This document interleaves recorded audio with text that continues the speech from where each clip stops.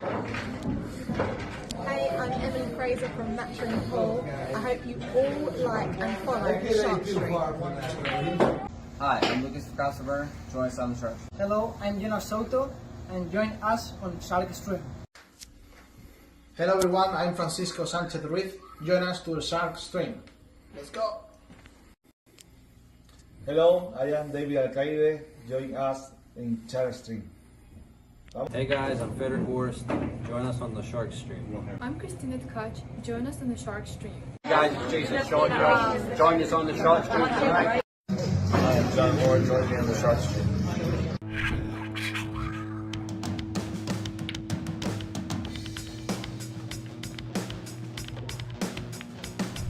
Joey hit the lights, Bobby grabbed the mic, chicken calling at you from the other side.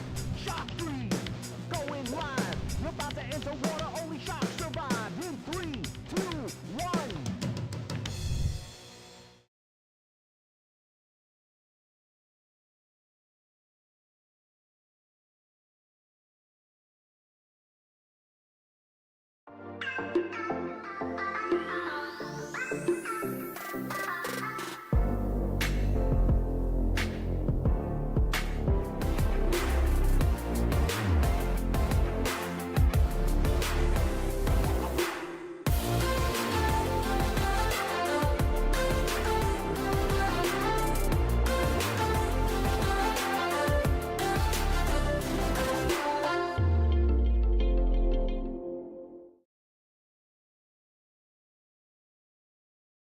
Folks, this is Brian Brennan in the booth coming at you from Wallingford, Connecticut at Yale Billiards in the Shark Stream. We're bringing you live coverage of the Pennsylvania Open tonight.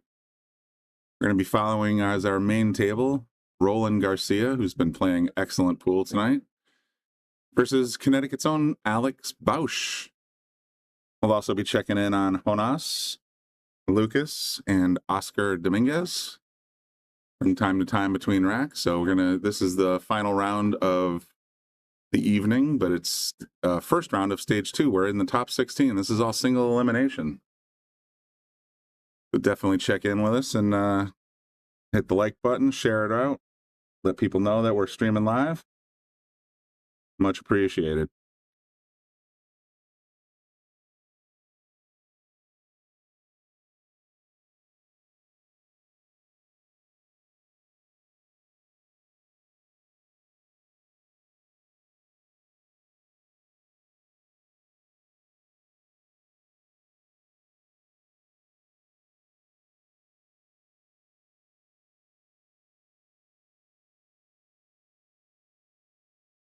Oh, we got Katina back. We got the Miz. We got people rejoining in droves, man. We got 35 people in the first few minutes. That's unheard of for this Shark Stream. Thank you very much for doing that. This is the first round of the redraw. Yes, it is, Raymond. It's stage 2 officially. So now we're back to single elimination.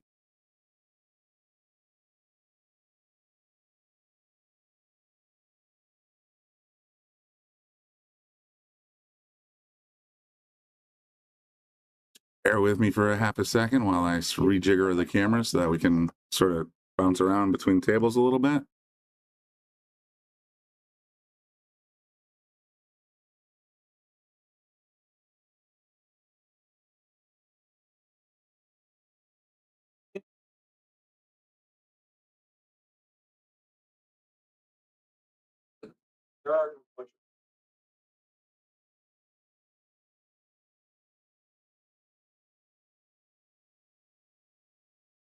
I think I got it all straightened out. So here we are, joining live coverage of Alex Bausch and Roland Garcia. You can follow along on Digital Pool. Got the live scores right here. I'm going to put this link in.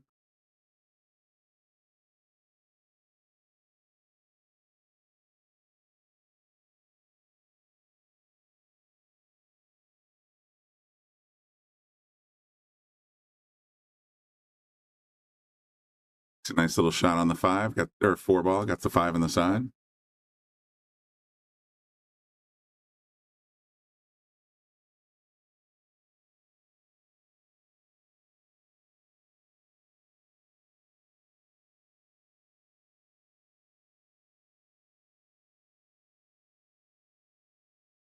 And if you're interested in purchasing a pay-per-view pass for tomorrow's exciting finals, make sure you check out that link above, digitalpool.net/bluegrass. And if you use the coupon The Shark Stream, you will get $10 off.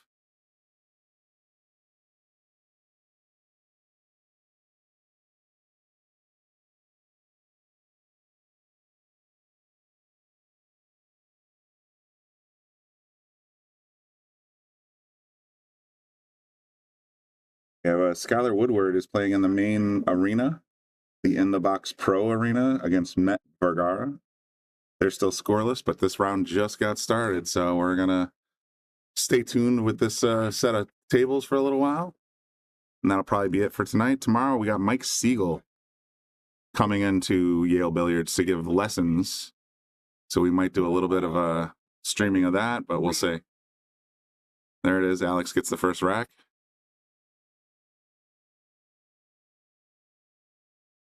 Like I said, let's sort of poke around a little bit. This is over on table 1, Jonas playing against Landon Hollingsworth. There's the Island Boy himself, McDermott, and Team No Sleep member, sponsored by the Shark Stream. See that right there on his, looks like right shoulder.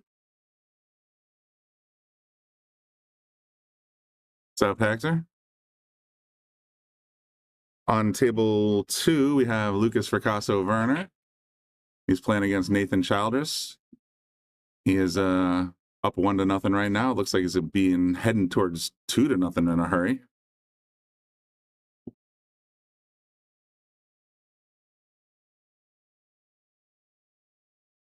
Oh, we got a little weird on it.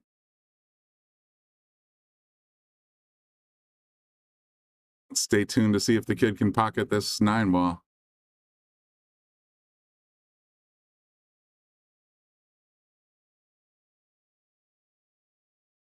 Oh, he missed it well. And of course, on this table over here, on table 5, we have Oscar Dominguez playing against Sean Bogotsky.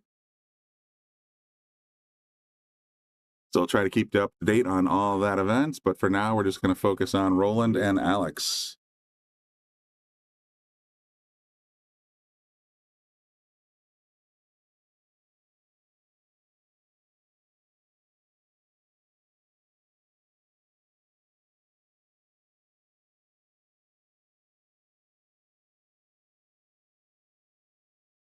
Tough miss. Kind of left the 3 out there in the open. Roland, if he plays the way he played his last match, I mean, he was playing Mika Himonen. And Mika really didn't have a chance to get out of the seat, man. Roland Garcia was doing quite well, and I saw that Bobby posted something on our Facebook page, on the Shark Stream, that is, saying, what do you guys think if we get Roland Garcia to stop by Yale Billiards? I'm curious what you guys think. This is where the pros play. I'd love to have a little match with, or exhibition match, let's say. I think that would be a lot of fun. So definitely let us know.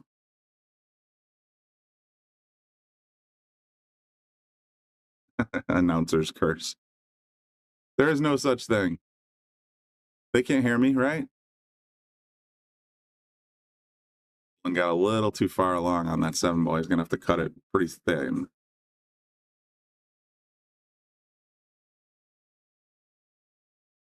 So once again, big thank you to Bluegrass Billiards out there in Philadelphia, Pennsylvania for letting us stream. Specifically, Zach Goldsmith, who is our IT contact out there that helped me hook this all up. And like I said, if you want to participate in the pay-per-view streams, the link is right there on the bottom of your screen. Check it out and use the code TheSharkStream. Imonen, okay? All right. Imonen. Thank you, Floyd. Sometimes I do my best, but some of these names can be a little tricky. It's like Alex is in full control right here, and the score update's already on the board, so we kind of know how this is going to play out.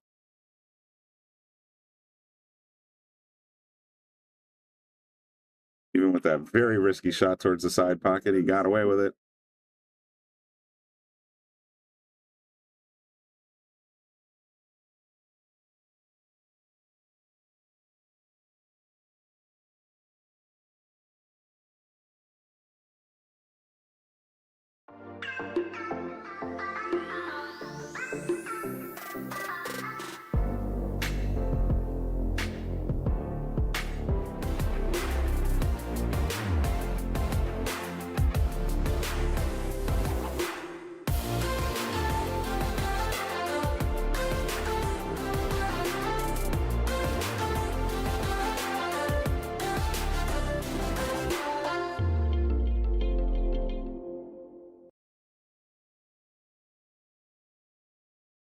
So I was wondering who's going to win this event.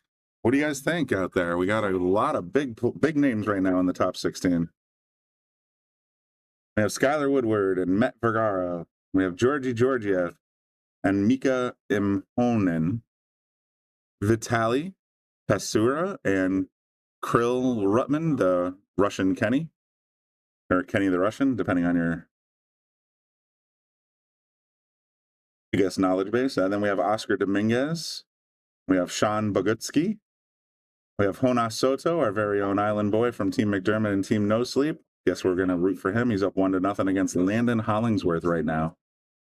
Just changed to 1-1. Alex. Did I miss something? Holy cow. I looked down to see the read, and I guess he got a golden break. He's up 3-0. I got to stop distracting myself. We got Lucas Fricasso Werner, tied 1-1 with Nathan Childress.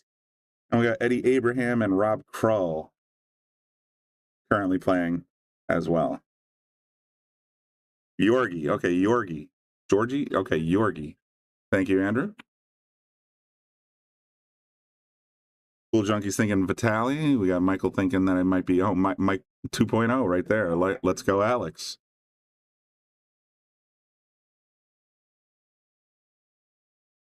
This is insane. This might be the shortest set in history.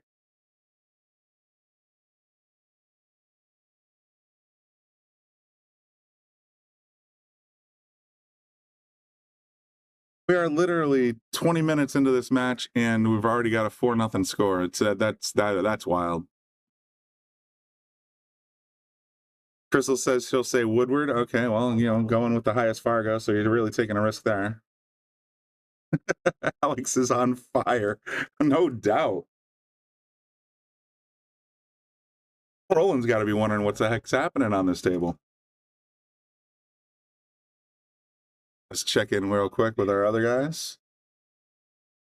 Here's Jonas, tied 1-1 with Landon. Landon at the table right now, looking for the official, I guess.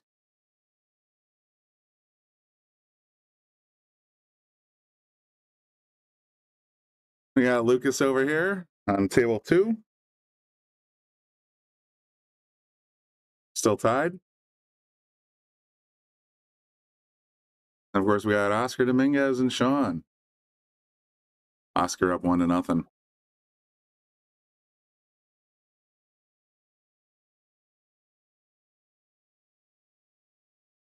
Hector says after Seattle, Lucas is due. My vote's for him. Hey, man, the kid can pull it off. That would be fantastic. I was rooting for him. I mean, he lost Hill in Seattle on the final match. So a little bit of a heartbreaker, but he's still coming out swinging.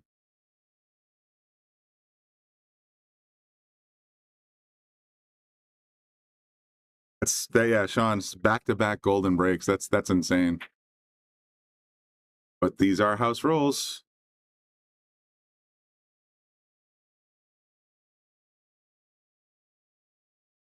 See if he can hit the trifecta. I was gonna go look around the room a little bit, but I don't want to miss this next break. Feels like if I turn away, I'm gonna miss the entire match.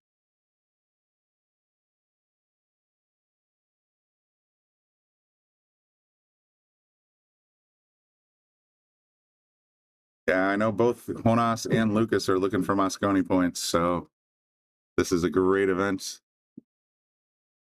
The double golden break followed by a backroom break is a triple golden break move. I see what you did there, Raymond.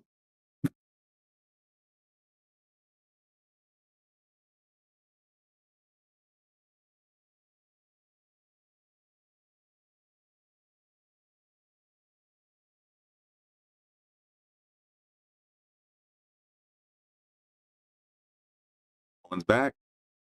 Alex getting ready to snap.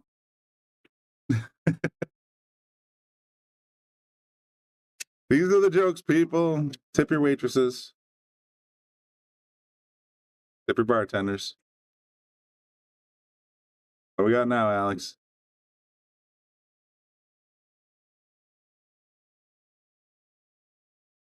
Pockets. What did I see go in? 4-ball?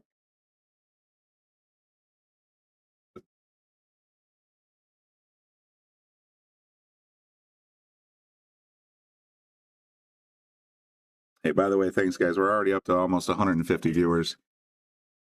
And just make sure you hit that like button for me, or if you're feeling the need, press the share button. Once one of these guys gets to the hill, I'm going to give away one more membership to the Shark Stream.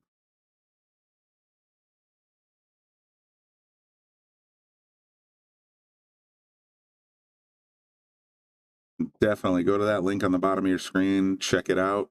The full pay-per-view package is still available, and you get $10 off if you use the Shark Stream as a code.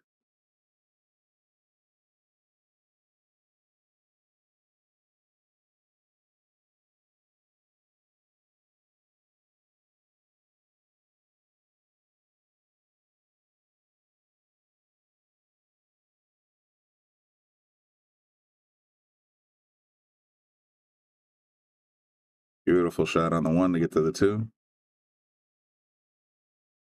I think he's probably going to just pull it back a little bit here to get it to the 3. Yeah. Just wants to make sure he doesn't get the 9 in the way.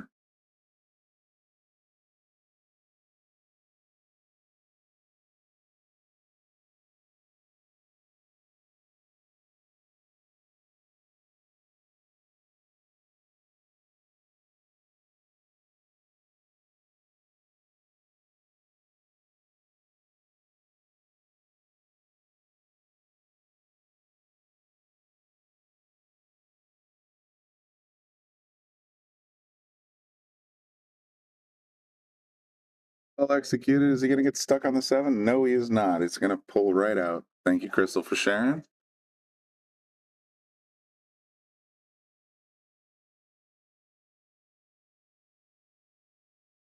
Raymond, I think I agree with you right there. I mean, Alex is looking completely at home. He's feeling very comfortable, kind of free stroking a little bit.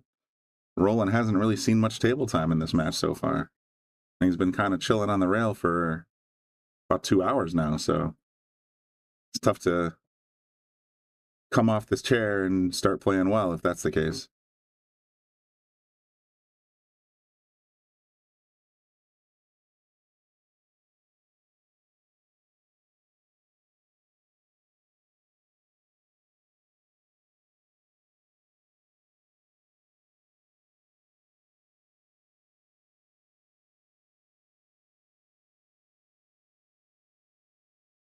You're killing me, Raymond.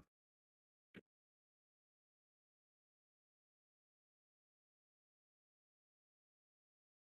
think you got to roll a little forward here.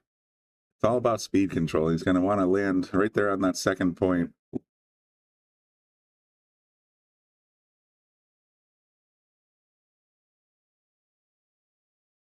But he definitely wants to. I mean, if he gets straight on, he can still stop it and play the 9 on the side. But he wants to get a little bit of an angle here, I think.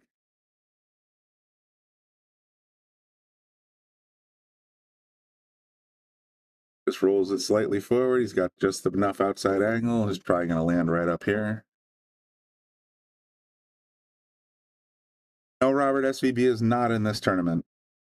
At least I didn't see him in the players list. Oop. That's a tough lead right there.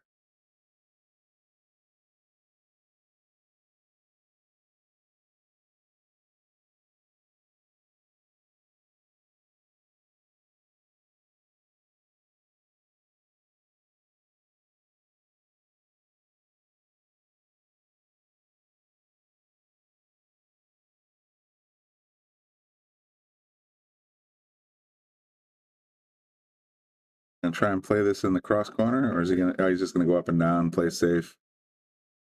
Counters and badges didn't quite have the speed he wanted, but it's not bad. Still a tester. Roland finally gets to the table.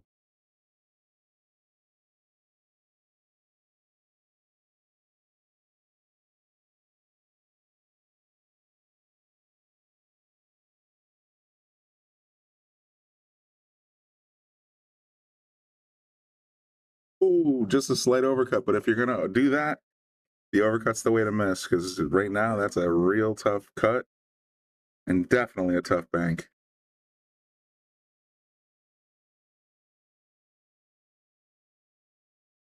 For me, I like trying to feather the 9 a little bit, bring the cue back this way. But we'll see what Alex decides to do. It's a tough shot no matter what. You get the 9 to scoot just a little bit closer this way, then even better.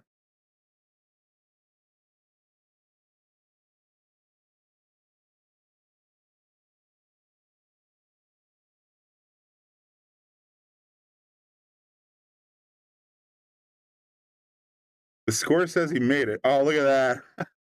Sean, you're 2 steps ahead of me, man. Yeah, he did. He just cut it right in like it was nothing.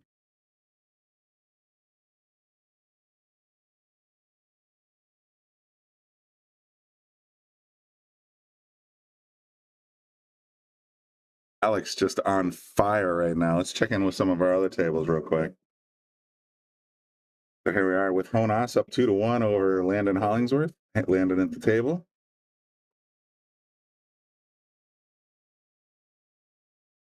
How's Russian Kenny making out? Let's check the digital brackets.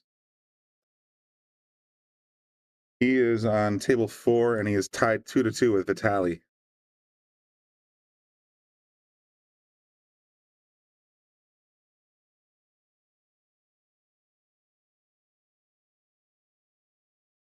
I hear just in time to see Nathan kind of scratch, I guess. So he's up 2-1, though. So Lucas got ball in hand, but not a very pleasant table to play on.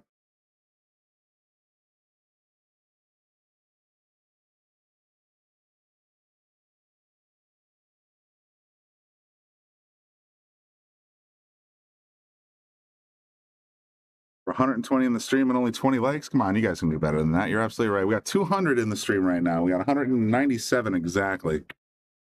So definitely hit that like button for me. Get it known. We're streaming Philadelphia Open. We got 66 on Facebook and 131 on YouTube, which is awesome. Thanks, guys, for tuning in.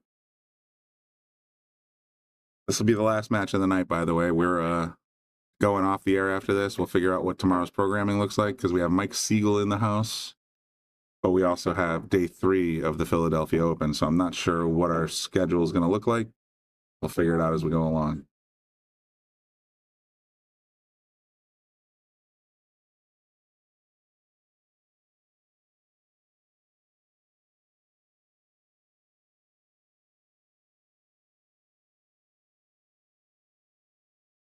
And I found out. Tough shot here. The 8 ball's looming large.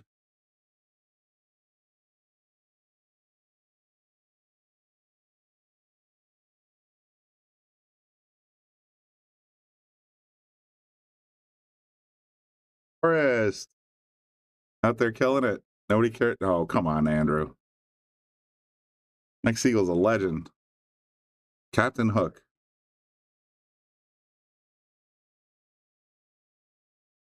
It's like we're going to see a little push out here.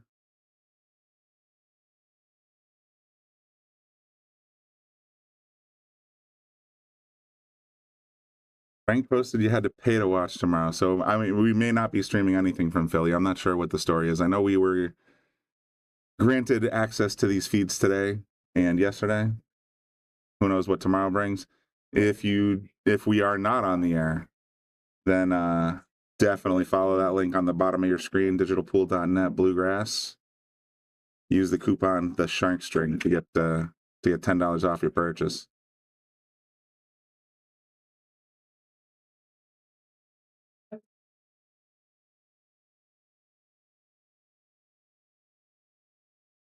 I snapped at the 2, and he's going to lock it up behind the 6. There you go, Crystal. Crystal, who has probably the most extensive collection of pool players' autographs on her shoulders, arms, everywhere. So there you go. I'll bring a Sarpy and an empty piece of skin. That's amazing.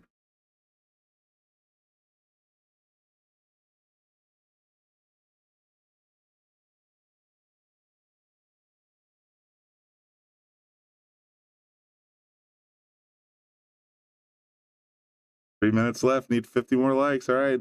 Forrest, I'm rooting for you, man.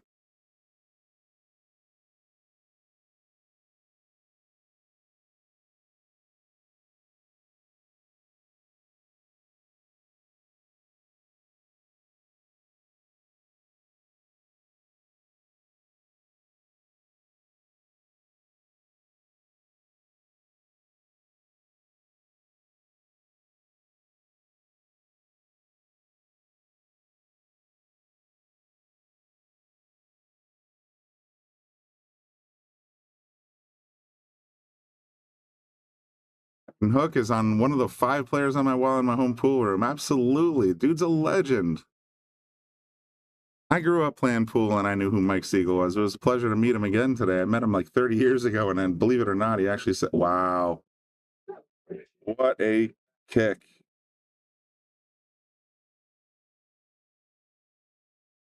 Right past the 3, right past the 5, boom, 2 right in the corner.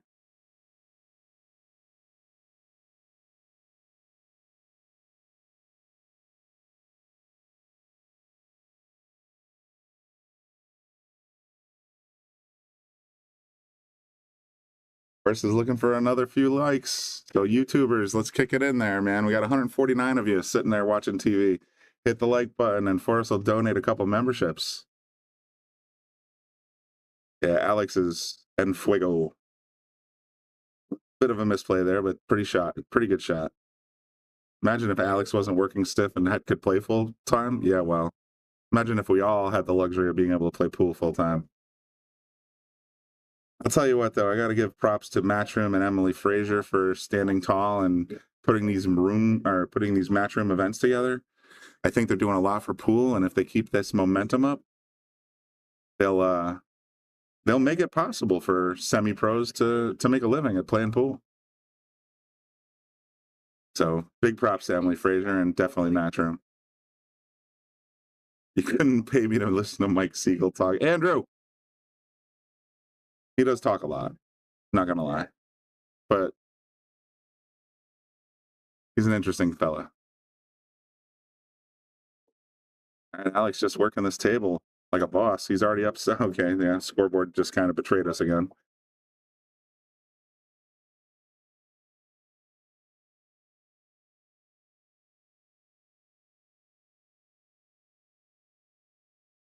You guys are brutal in the comments. You're too funny. Just ask him. Seemed pleasant enough to me, fellas and ladies. Alex with a commanding lead right now, 6-0. Let's check in on our other fellas. Jonas up 3-1 over Landon Hollingsworth. That's Jonas at the table right there. Looking like he's in pretty damn good shape. I might have got a little squirrely on it. Not bad. He can go 1 rail at least.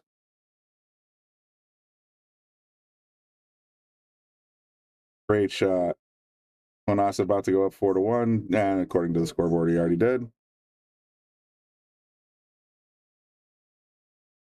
We're here on table, whatever this is, table 2. We got Lucas Picasso Werner down 1-2 to Nathan Childress. Sorry if I'm mangling the names, guys. Somebody please call the steakhouse and let them know Alex is going to be on time for his reservation. That's the same joke I always make when I see Sean Dixon and Bobby Hilton play. It's like they're playing like they're late for dinner.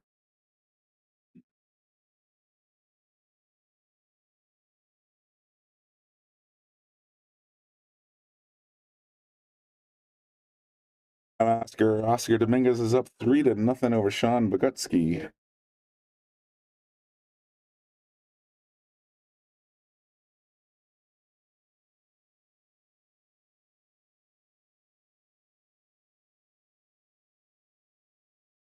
To our main table, we just missed the break.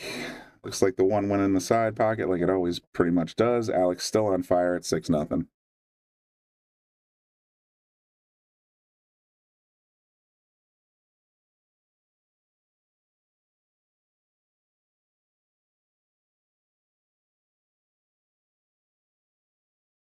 right in the corner. The only problem ball out there that I see is the 6, that gray 6 ball. But the 5 where it's sitting, it's very likely that he has the bottom right corner open. Just got to figure out how to get on the 5. Did Honas miss the 9 ball? Did I miss something?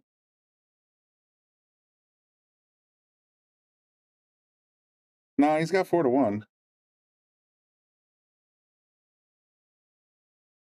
So I'm guessing he won it.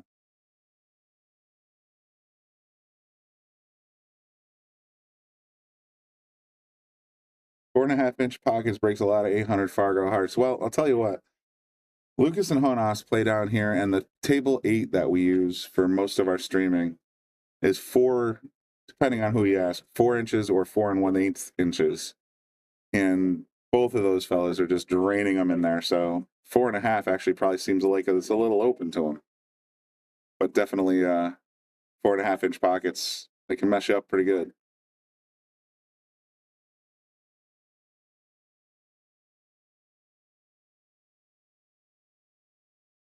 Wow, thanks everybody for tuning in. We're at 250. That's fantastic. Bringing you live coverage of the Pennsylvania 9-ball Open from Pennsylvania Pro-Am. Super excited to bring you this content this weekend. Oh, Alex tried to jazz it into the corner and just came up a little rattly, and that's the first miss that I think I've seen him do this set. That was a tough miss, but he really drilled it. Let's see if Roland can do a little recovery mode here. Yeah, he definitely did, because look at that scoreboard.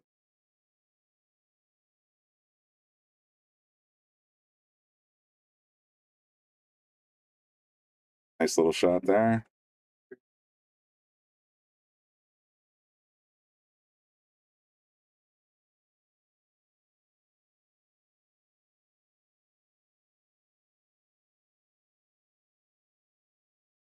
You have it. Roland's on the board, 6-1.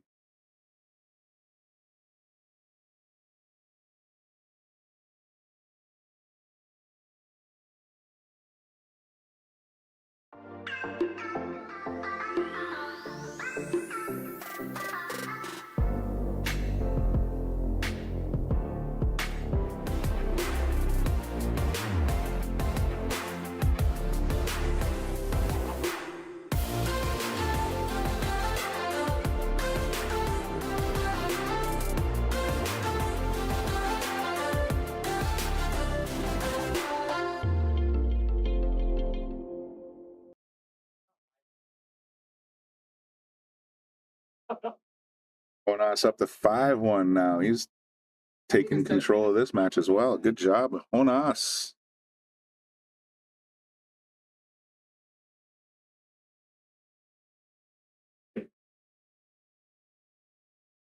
Ethan up 3-1 against our very own Connecticut kid, Lucas. Tough play so far, but don't count the kid out. He came back 10-1 against, or 10 in a row against Oscar Dominguez last week at Seattle.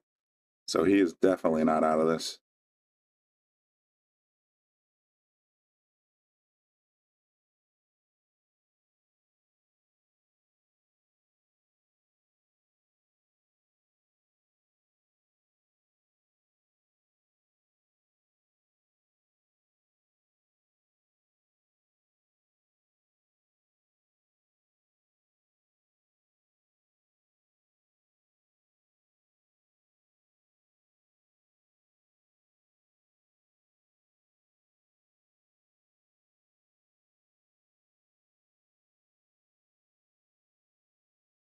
Well, I can explain.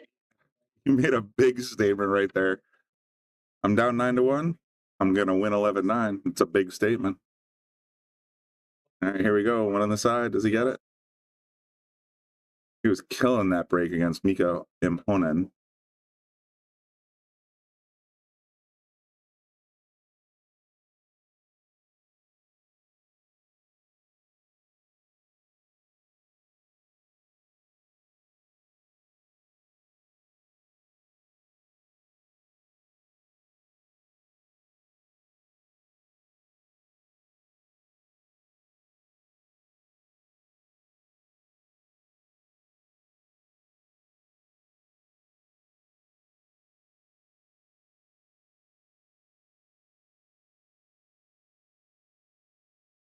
And Luke Walker, crazy game, Roland being so far behind when he's clearly the best player. Well, I will say that Alex Bausch making 2 golden breaks in a row is probably a pretty big factor in this particular lead.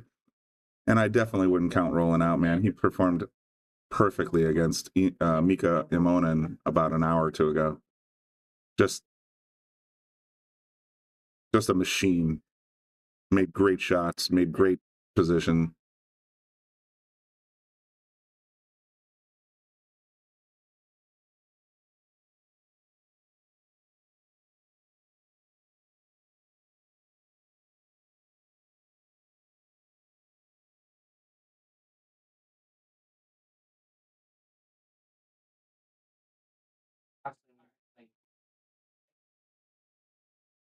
At the Shark Stream question, when you see these sort of screen names, it's not worth the BS. Ever make you think the person's trying to mess with you? Well, we do have the ability in the booth to put people on timeout or to ban them entirely, but so far he hasn't said anything particularly offensive.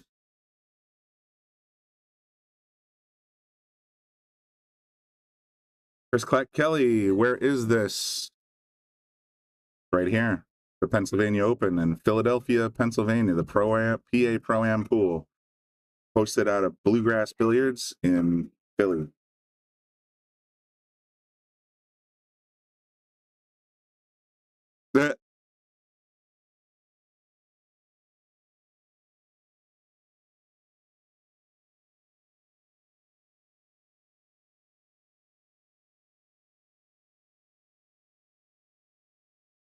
Nice little cut shot on the 3. Good position on the 4. This is the Roland I know.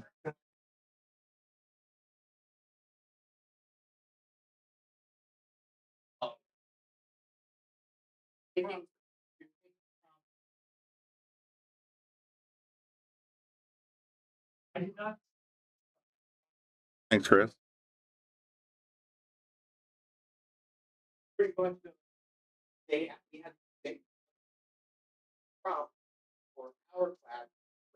Nice little shot on the 4 to get to the orange 5 ball, and he's got to come back for this 6 ball, though. That's going to be a really tough shot. I'm so not used to seeing a gray 6 ball. So weird. But I get it. Green cloth.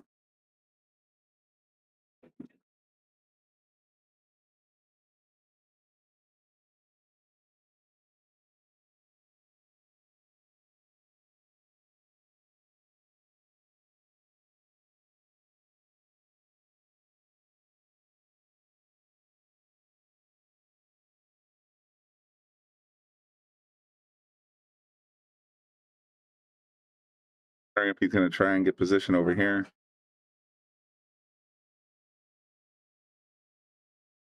Kind of where my head's at.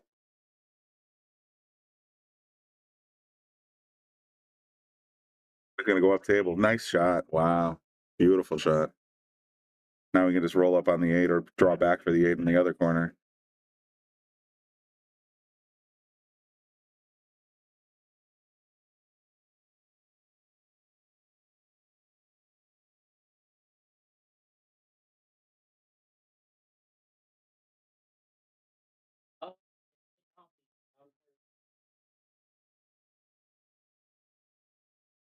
Even though you already see it on your screen, Roland goes up 6-2 right here.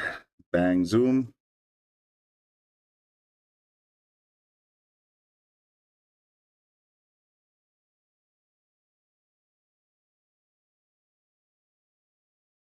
Salotto is the world's premier pool community. Playing your friends has never been more fun. Raise the bar with Salotto so regular practice can become real pressure. With monthly prizes and cash payouts, Salotto brings pool to the people. You can even submit match results to Fargo Rate through Salotto if you want, but you don't have to. Your race, your place. Make your matches count with Salotto. Download now and get started. No minimum play per month. 8, 9, 10 ball. You choose. It all counts.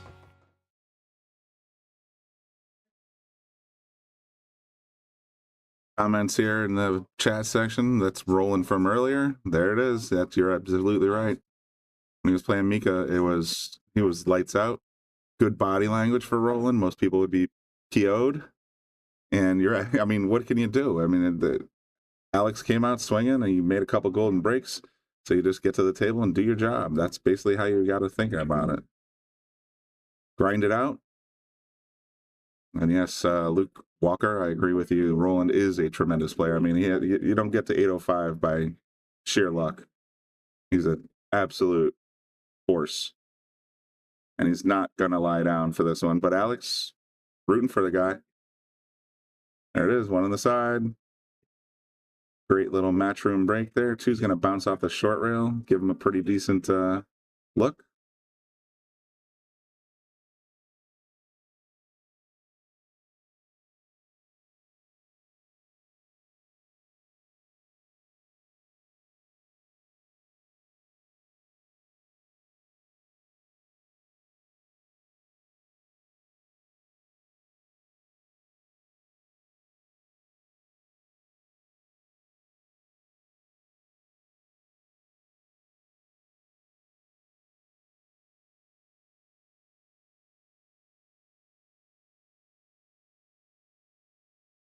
That's, you're making me laugh too. Yeah, Mika had a moment when he was just basically watching Roland stomp all over the table.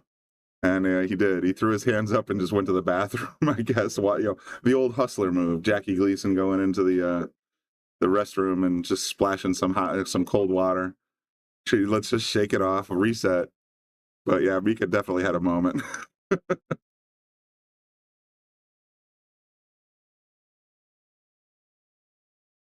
Who's blowing up my phone?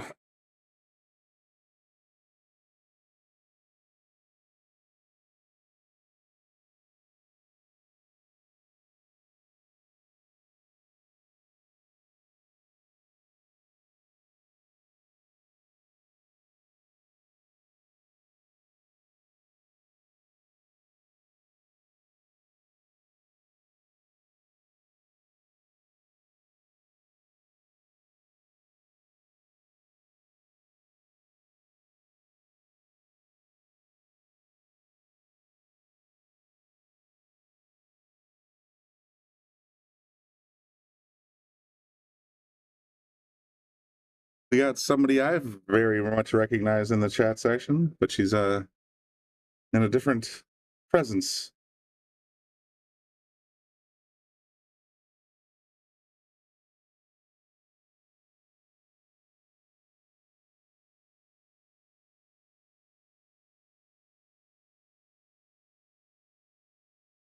Tough shot here. I mean, he can make the two in the corner clean, but then he's going to have no shape on the three. I think the right play is to play defense here, but that's just me.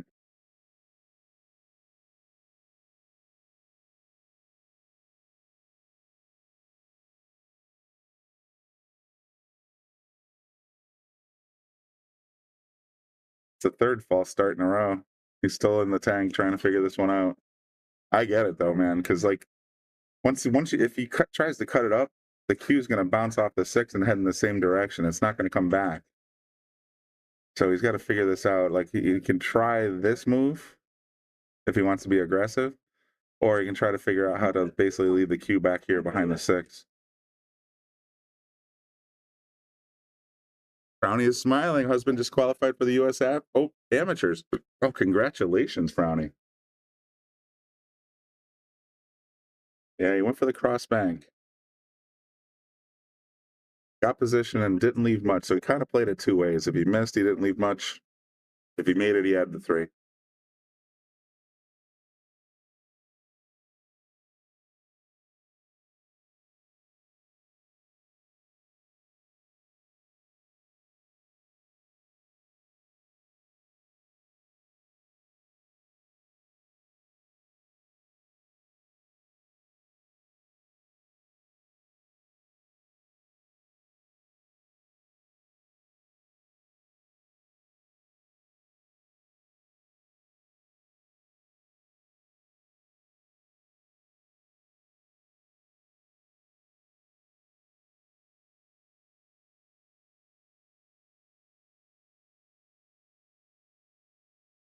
Pretty solid stick right there. I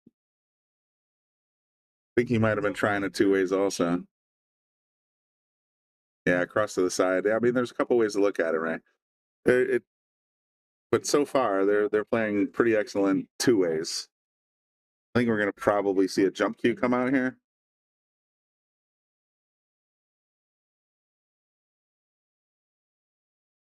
Yeah, that definitely looks like a short cue.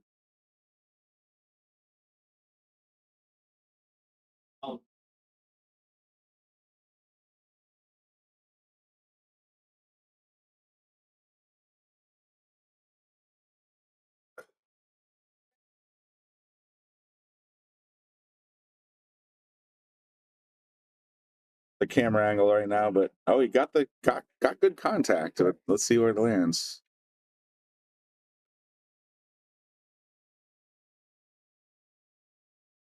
I'm not sure, Zachary, what you're referring to. The Skylar match, I'm guessing, maybe. Skylar's up 4-2 against Matt Vergara right now. Or was there a right pronunciation? It was in this chat section a minute ago.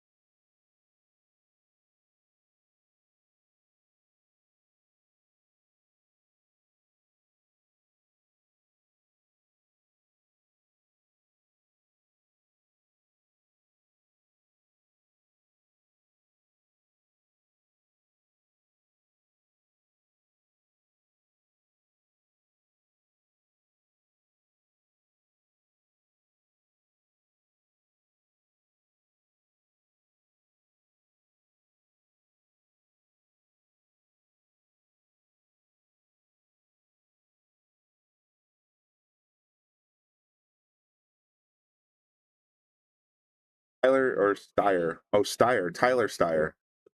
He is down 0-2 against Rob Krull right now. A little bit of an upstate working there on table 6. Lucas is down 4-2 against Nathan Childress. Jonas is up 5-3 against Landon Hollingsworth. Oscar Dominguez is up 4-2 against Sean Bogutsky. Kirill Rutman, the Kenny, aka Russian Kenny, is up or down 5-4 against Vitaly. And Georgi Georgiev is up 4-3 against Mika. So there's your score update. If you want, you can always just check the live scores yourselves just by going to the link I'm going to post in the comment section right now.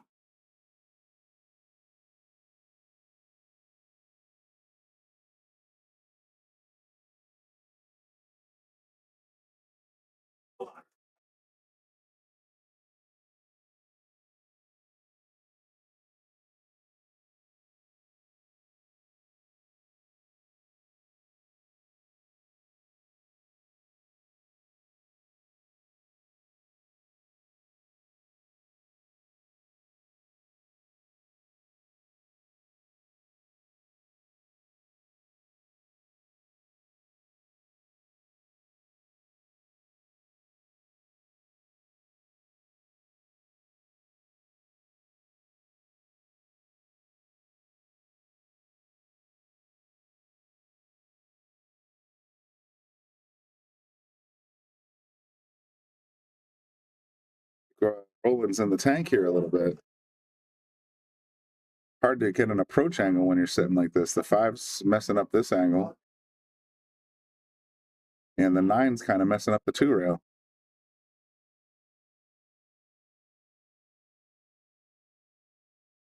All right, there you go. Nice hit. Not only a nice hit, he got a lucky stick. Might be jumpable. From this angle, it looks like the 8's got a little bit of a outside edge of the 4 ball.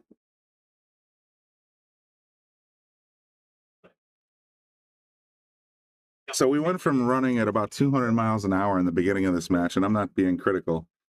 It's going from like golden break, break and run, all kinds of craziness with Alex, to all of a sudden this match has been this particular rack has become a complete chess match, which is fascinating to me. So hop, Little kick in the corner. Beautiful shot from Alex. Yeah. I was just like, that's exactly what I was thinking, Katina. Yeah, it obviously they went from racing to the dinner reservations, as someone said earlier, to just slamming on the brakes.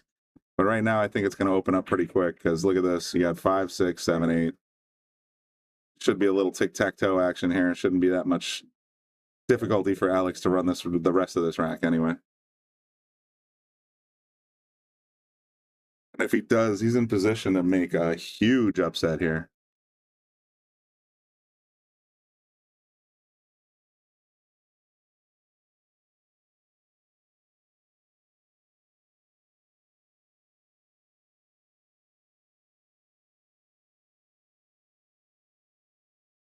Little two-reeler. I feel like I should hide the digital pool overlay for a second.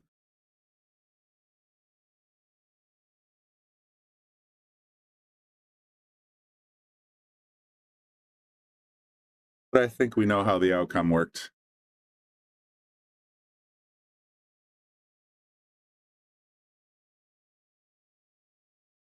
Not sure what this going on. All right, well, just gonna I get maybe there's a person in his way.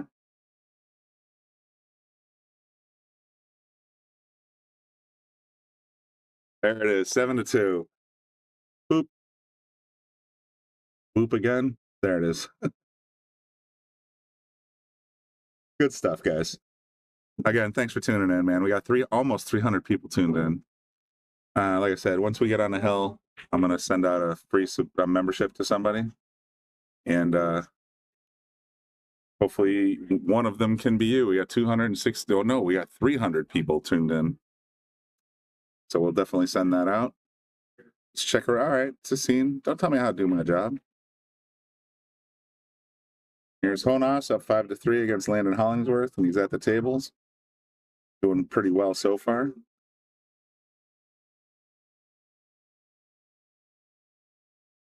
We got Lucas down 5-2. Wow, the kid's struggling a little bit here.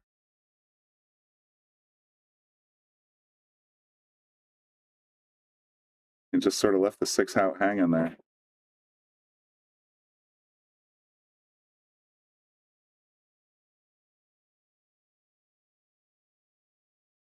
And let's take a look at Oscar, see how he's doing. Oscar's up 4-2 over Sean.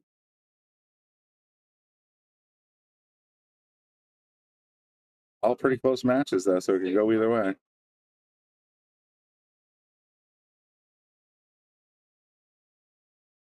Back to our main table for now. Roland versus Alex. Tambe, oh yeah, I recognize you from earlier, so definitely welcome back.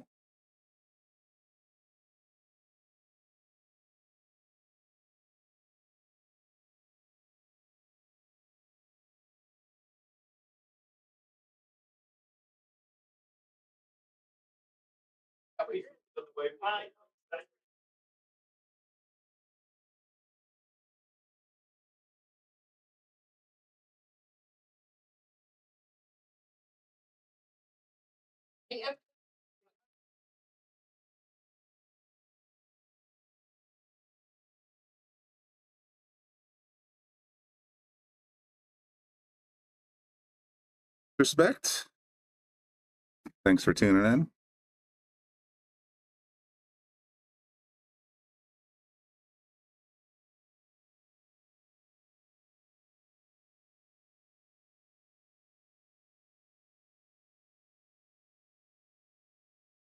Play here. The 8's right in the way of the 1 ball, though, so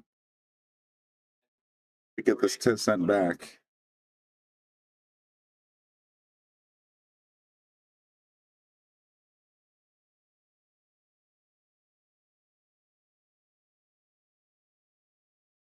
Yeah, there's the nod.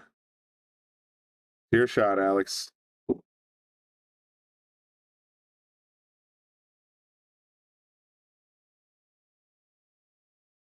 Going to do a little kick and sticky action. Oh, we almost got it. Cue ball ran past the 8 a little bit.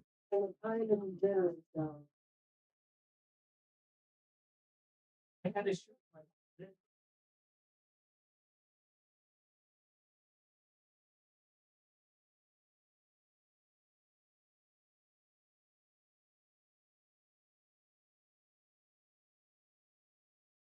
agree, Luke. That was a tough one from a speed point of view. You had to hit it so perfectly full, it wouldn't have been easy to get. But look at this, man. Roland's gonna go for the bank shot, drops it like it's hot, and he gets no reward. Now he's got to do it again.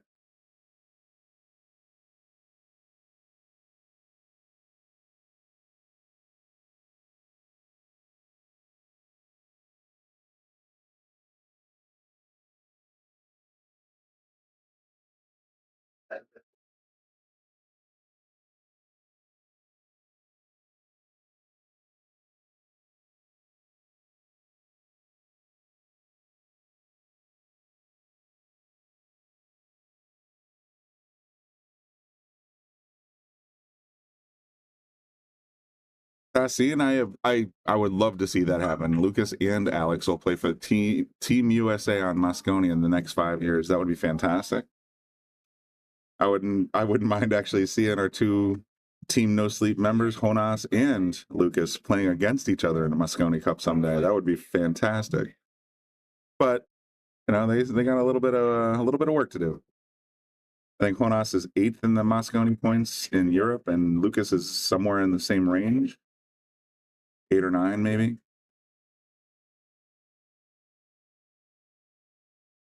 Nice little play there by Roland to get the 2 behind the 9 and a cue all the way up table.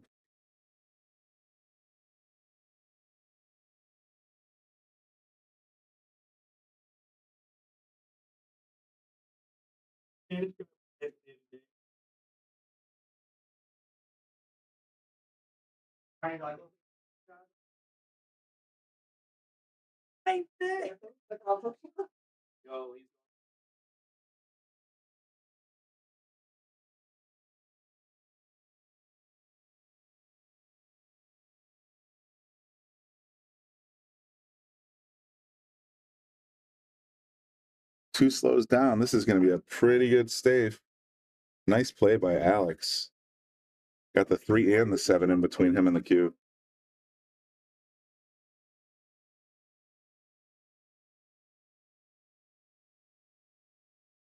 It's like Roland's going for the shorty. Yep, there's the skinny shorty.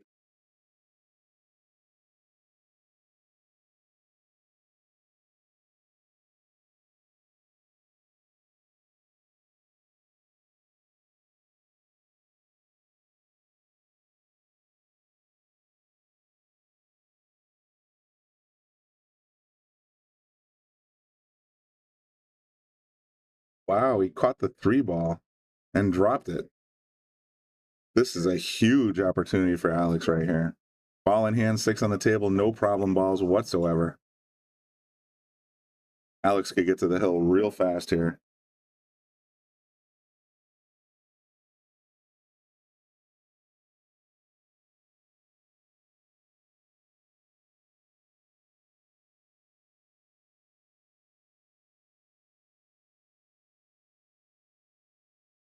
Just trying to plan out where he can get on the 5 so he's got an angle on the 6, and then it's lights out from there.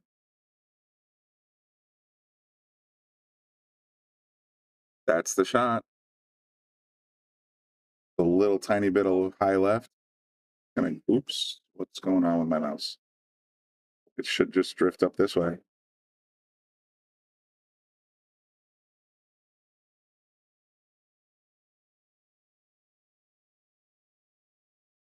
Beautiful shot. Gonna go 2 rails.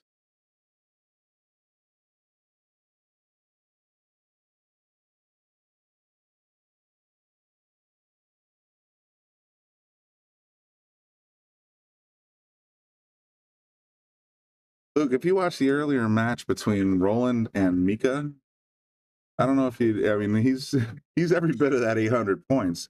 But I will say this, Alex is shooting extremely well right now. He seems to be very comfortable at the table, and he's moving the ball around well. So even if there is a 100-point difference, they're playing pretty close to heads up.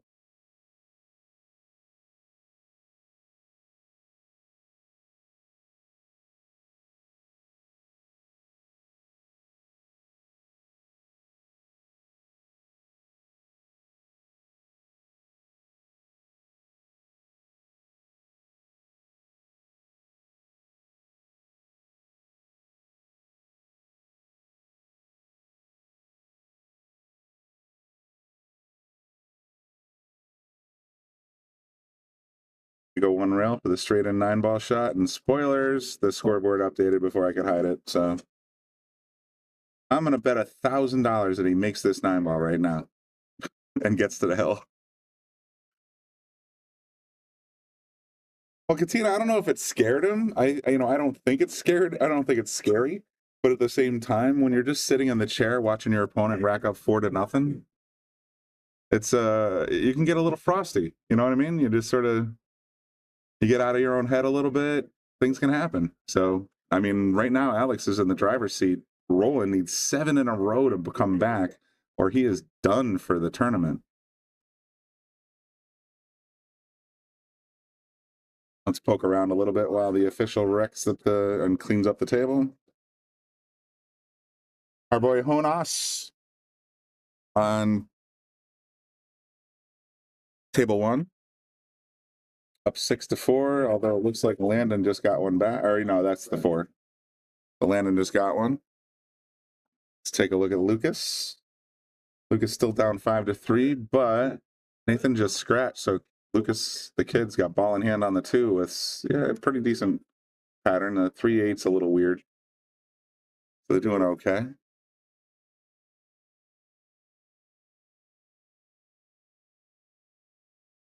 And let's check in on Oscar. Oscar's up 5-2 against Sean. And in control of the match. So he's just gonna there you go. He's just gonna play the 1 up behind the 5 and leave the 8 right there how he wanted a touch more speed. But he's okay. So that's what's going on around the room. Back to our match. Alex Bausch is on the hill. Roland Garcia, the favorite, is reeling right now. Needs 7 in a row. So here we go.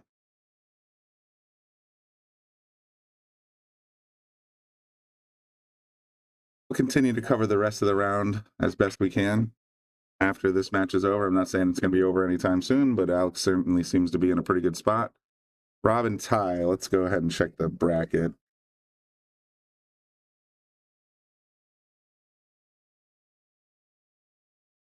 I got Rob Krull up 4-0 over Tyler Steyer. Wow, didn't see that coming. There it is right here.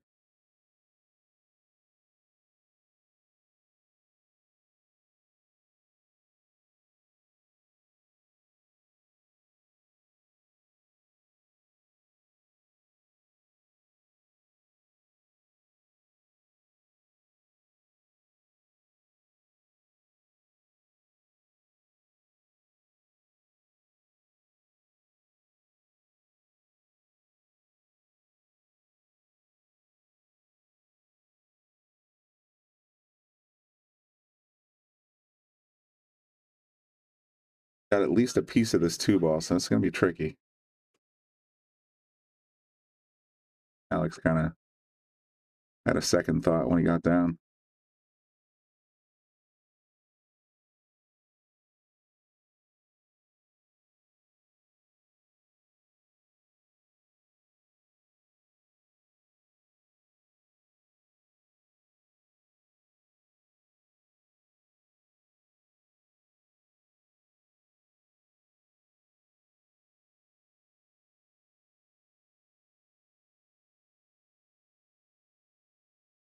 So Alex just pushed the 2 behind the 3 and sort of left the cue to its own device. I don't know if Roland can play this 2 in the corner full. Maybe with a little bit of right English, but seems like it's pretty well blocked by the 3. He'll make contact, but I don't think he's going to pocket the 2.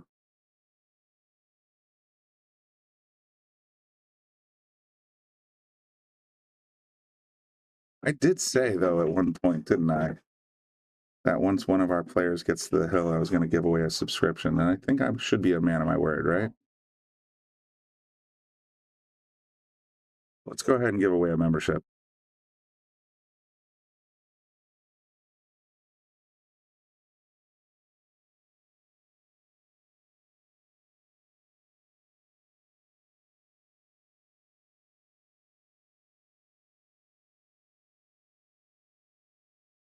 McGrath, you look like you are the randomly chosen winner from the Shark Stream. And you have 14 days to claim that. If and when you claim that, you will show up on our subscribers list. You'll be eligible for a monthly raffle on October 1st, and you will also have access to all of our prior members-only content for a month. So congratulations, and thanks for tuning in tonight.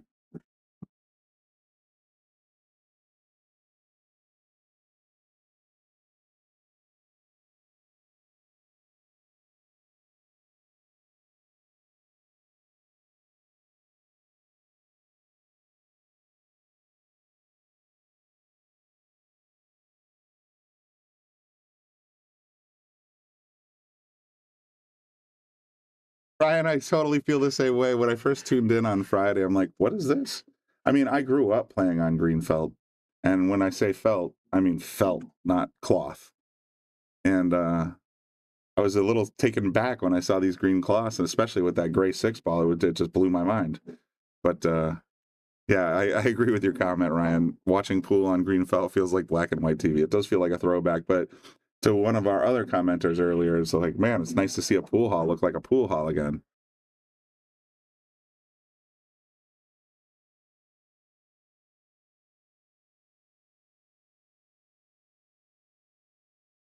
Of course, in the pool halls I grew up in, there would be a cloud of smoke about halfway between the pool table and the light fixture. And the walls would be sticky and it would be just gross.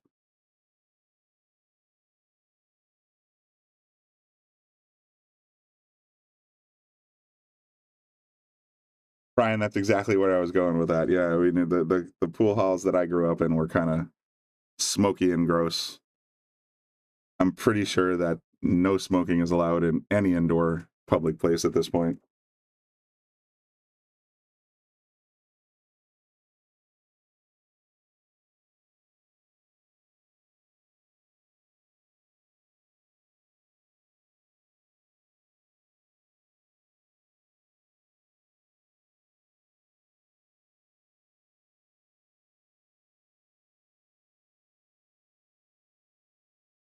You can smoke at Buffalo's. Okay, wow, I didn't know that. That's interesting.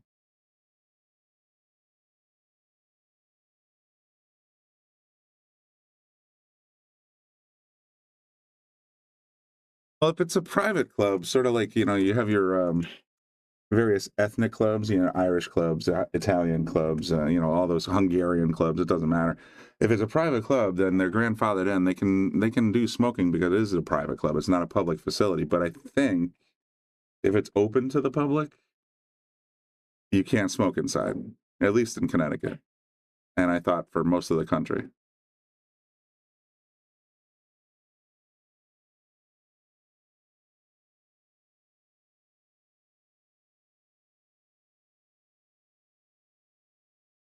All right, well, I don't know. Different places, different rules.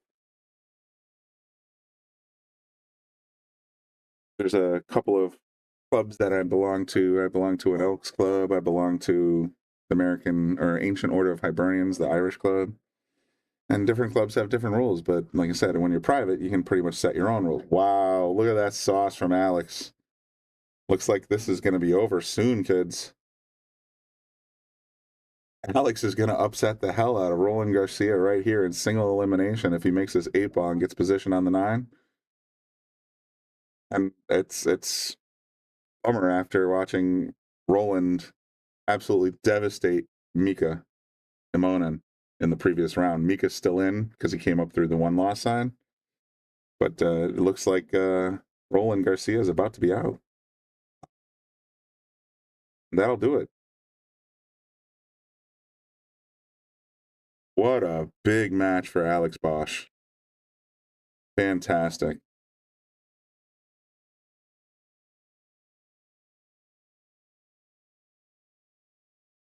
Monas up 6-5. Looks like they're up on a little player break here.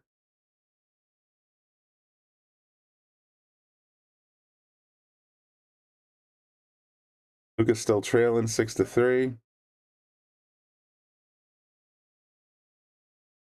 What do you guys think? What do you want to watch for a little while? Got Oscar here at 5-2.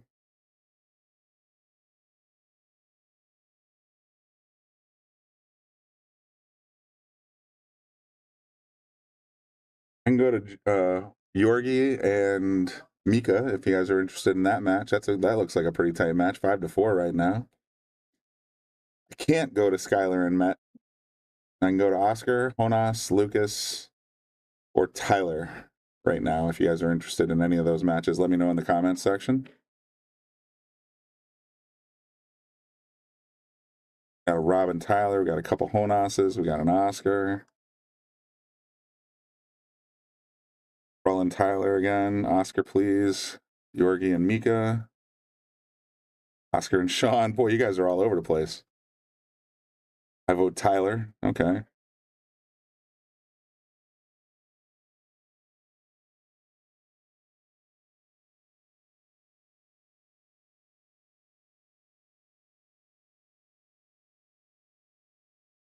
Got one vote for Rush and Kenny. Seems to me so far. Tyler and Krull. Seems to be the one to go. We'll tune into Jonas and Lucas as we go along, but I think we're gonna go over to table 6. That is Tyler Steyer and Rob Krull. Let me click magic buttons and things.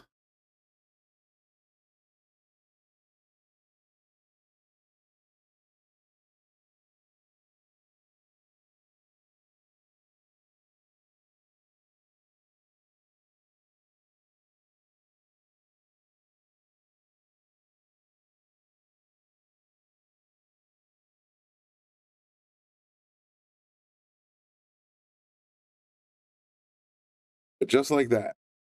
How about Bobby versus Roadrunner again? I think Bobby's had enough of that match. Who knows? Maybe next time Savannah's in town or Bobby's out in Vegas, we'll get another one of those.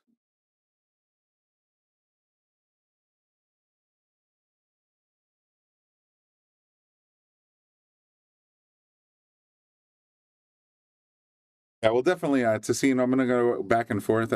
Between racks, I'm going to go check in on Jonas, Lucas, and Oscar again, but this seems to be the one that the folks are looking for, so we're going to stick around here for a little while. We got a big upset in progress again. Alex Bausch took down Roland Garcia, and now we got Tyler in trouble here, 4-1. Another to one of the top seeds. So this should be an interesting match.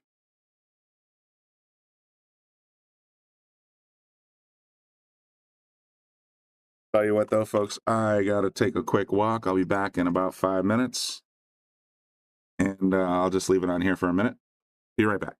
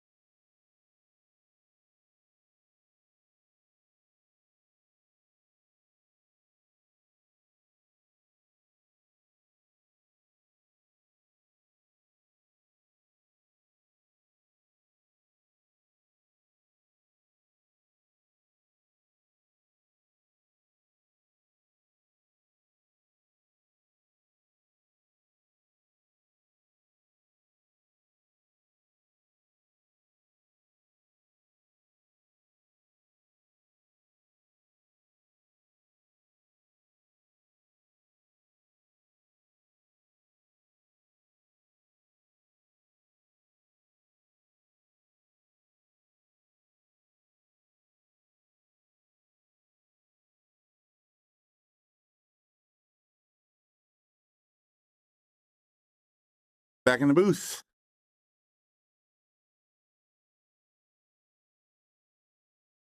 Catching up.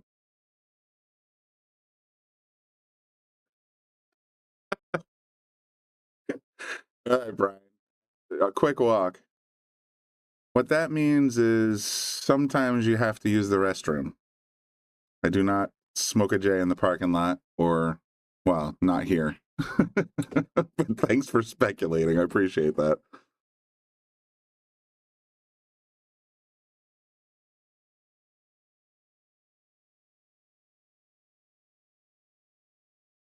They are streaming this on Digital Pool. You can see the link on the bottom of your screen. You can actually stream it there. They also have a Bluegrass Billiards has a YouTube channel they were streaming the main event on right now, which is I believe Skylar Woodward and Met Vergara. So they're available there as well. And they also have a pay-per-view pass that you can purchase with the code SharkStream. It'll give you $10 off, and you can watch any table you want and any previous recording as you see on demand.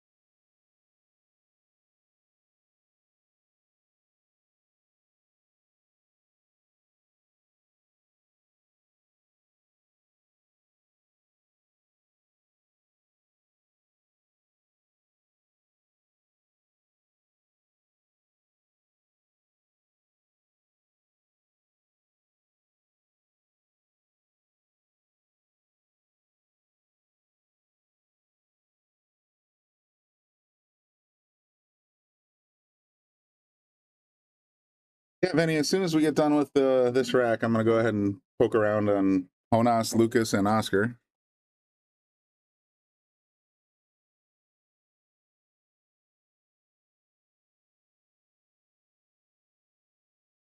Tell you verbally that the scores are: Lucas is down 7-4 on table 2.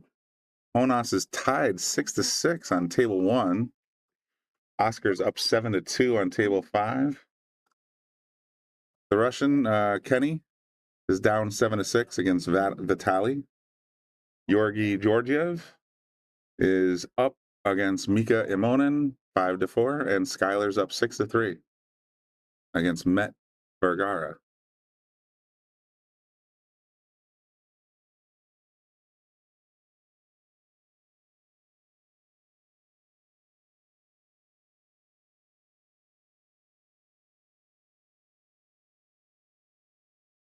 There you got it, 4-2. Tyler just claws one back. Let's poke around a little bit. First up, we got Jonas tied 6-6 and a thriller with Landon Hollingsworth.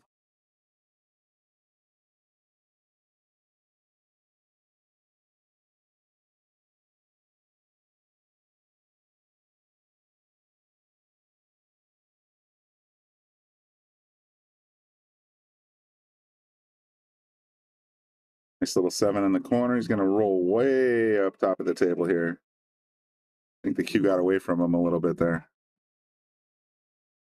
SVB and the Ghost aren't there, man. I don't know. They might have taken a little break. I saw Federer was on Facebook posting with his bride-to-be, taking some personal time, so maybe that's where they're at, too. Nice shot on the 8 ball. We'll wait here till he finishes the rack, even though we already see that he's going to make this 9 ball. Just a little precog motion right here. There it is. Nailed it. Meanwhile, over on table 2, Lucas.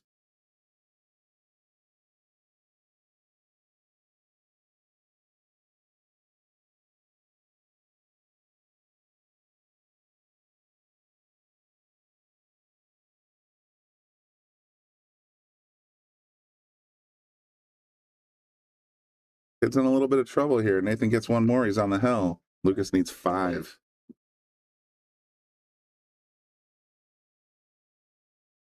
Went for the Masse spin, didn't get it.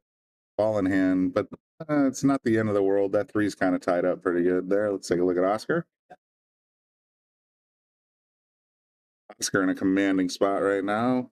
Way up against Sean. Looking pretty good for the quarterfinals.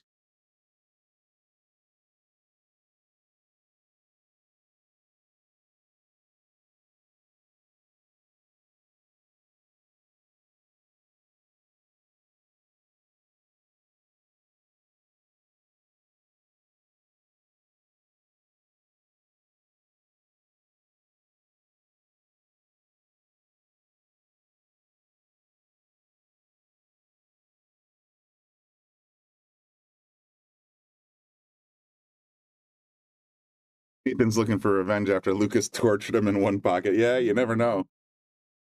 You know, that's a plausible theory. I mean, I would be looking for a little payback too.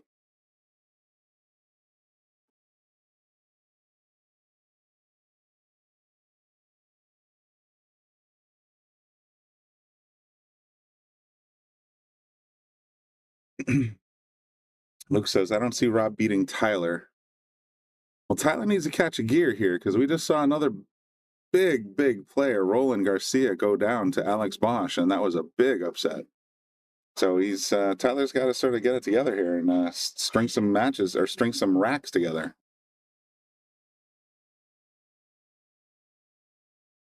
Evan, I don't know that they're streaming it on YouTube. They are selling a patch, or I'm sorry, a pay-per-view pass on digitalpool.net. If you go to Digital Pool and check out the Bluegrass tournament, the Pennsylvania Pro-Am 9-ball, they will have your daily and weekend passes available for sale. Remember, use the Shark Stream as a coupon to get $10 off.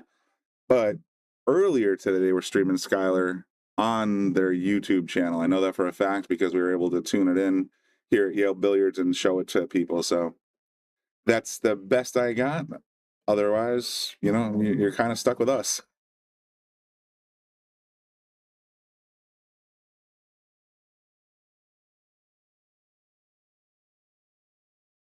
Yeah, David Tesla, 1977, said, got some Titans in the losers bracket. Well, there is no losers bracket anymore. We're officially in stage 2, round 1.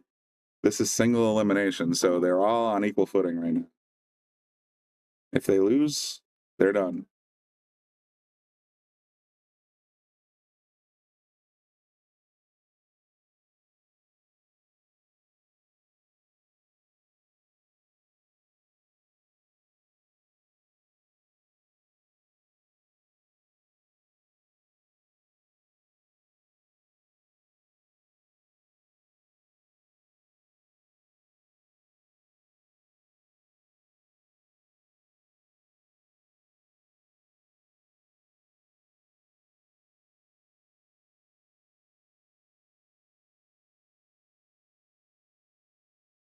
You, Katina. I know people say me and Bobby sound a lot alike, but I don't hear it in my own voice because nobody sounds like what they think they sound like in their own head. But yeah, I've listened to me and Bobby in the booth, and we do have fairly similar low voices, but it's definitely Brian today. Bobby's actually right there in Philadelphia. I don't see him sitting in the stands, but he's definitely there in Philly.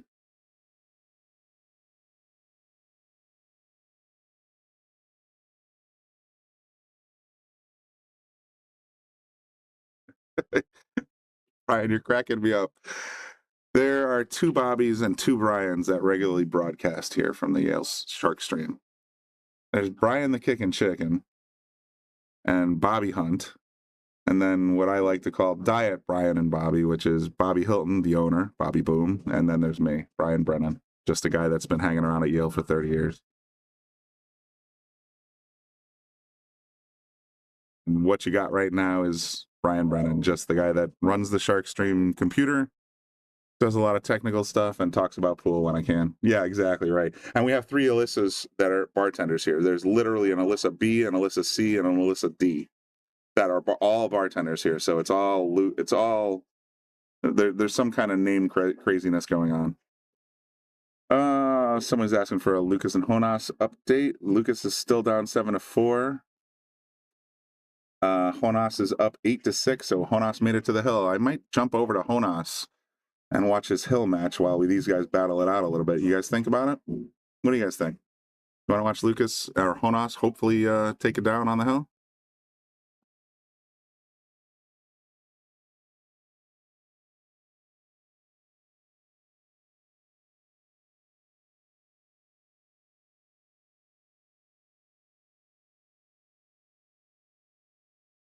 Yep. All right. We're gonna engage on Jonas for a little bit, and then we'll go back to Tyler after, and then we'll see what Lucas is up to. Hope I'm not too late. I might be too late for Jonas.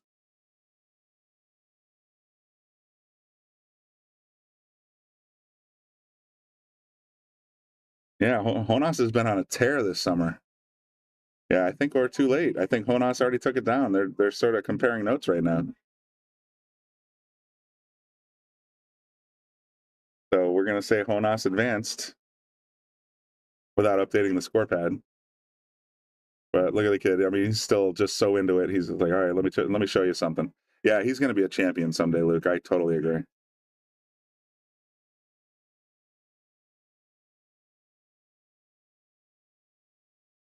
So that's interesting. Let's take a look at Lucas's table. Lucas still in it, but down 7-5, so he's got some work to do. I'll keep an eye on that score. Now, Evan, Jonas has been in this room, and he's talked to me personally in the booth. And I ask him, how do you prefer your name to be pronounced? And he goes, Jonas, but not with a growl. So not Jonas, it's Jonas. And then I said, well, how do you pronounce it when you're here? And then he's literally talking on the Shark Stream, and he's talking to Bobby, and he calls himself Jonas. He's like, well, that's what Americans call me. So I'm going to stick with what he said is his Spanish pronunciation, which is Jonas.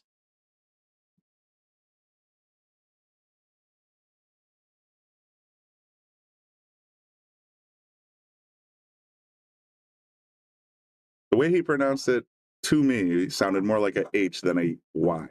I'll tell you that right now. But having said that, it's open to interpretation. He seems fine with Jonas, Jonas, or Jonas. It doesn't seem to faze him either way.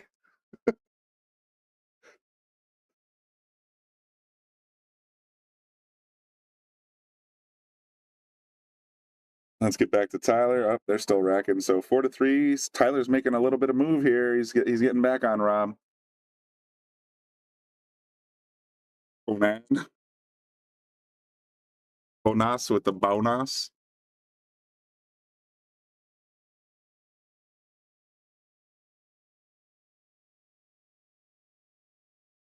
Yeah, I got into a habit of sort of asking the players beforehand, like, okay, when I go into the booth, do you prefer to be called Thomas or Tom?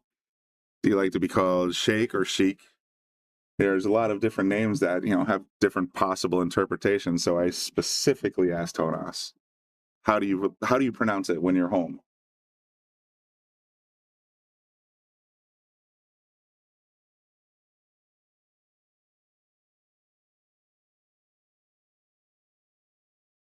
Yeah, Tassine, it's this is going to be it for tonight. Once we get done with these matches, we're shutting it down. Mike 2.0 is looking for Lucas. Yeah, we're going to try and show some more Lucas, but right now I've been my director, let's say, has told me that he wants to stay on Tyler.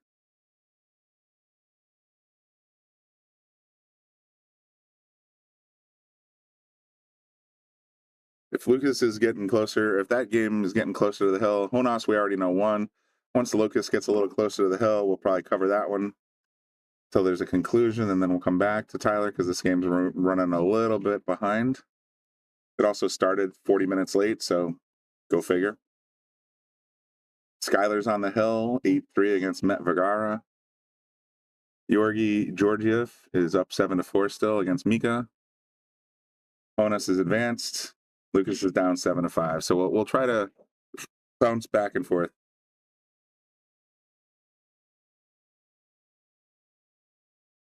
Yeah, Wayne, that's exactly what I was told. And like I said, I asked the kid directly, man. I said, hey, how do you like your name pronounced? And it's J's are pronounced as H's, not Y's.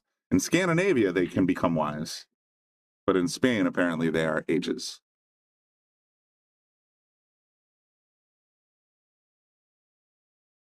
Hey, guys, if you want to watch any of these matches, you're free to go to digitalpool.net, sign up for the pay-per-view package that Bluegrass Billiards is offering, and you can watch any table in the comfort and peace of your own home, any table you want.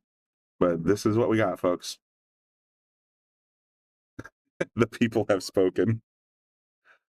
Well, you know who my director is, don't you?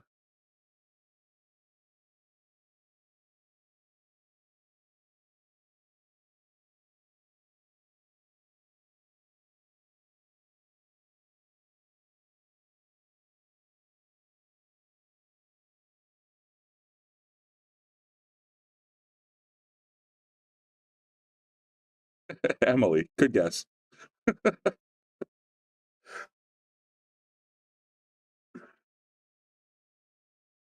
Yeah, I mean, I can't be more grateful that Bluegrass is letting us use their stream and put it out there with commentary for some of the secondary tables. They're obviously doing their own thing on the main table, but it's great to see some of the the other players. So we figured we'll partner up. We'll tell them to go. We'll tell our viewers to go to their site. Well, they can tell us that they're if you want to go to the Shark stream, everybody wins. It's the rising. What is it? The rising tide raises all boats. So let's get some interest in pool out there. Stream it everywhere. Raymond's still hung up on ball colors. That's pretty hilarious. You're gonna make you got to make the 2-ball yellow and the 1-ball red. That's a proper set of balls. All right, Tyler tied it up right now.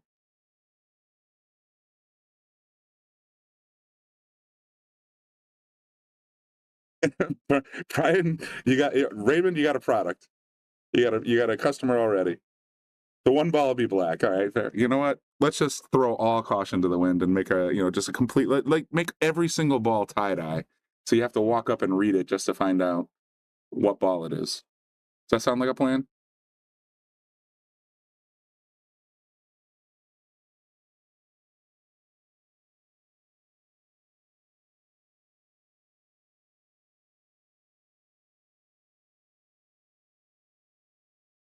Let's poke over to Lucas. Lucas clawed a game back. Look at this kid. All right, he's still there, man. He's hanging around. Alligator blood, as they say in poker. Kid's hanging around. Needs 3. Nathan needs 2.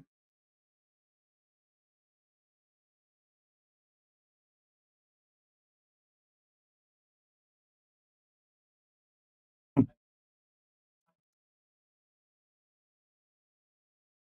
definitely tenacious. It's actually a nickname I've been using in video game services since the 80s. Tenacious BB for Brian Brennan. A play on the words from Tenacious D, the band with Jack Black and Kyle Gass. But Lucas is definitely very tenacious. Pay that man his money. 3 stacks of high society. Great poker movie.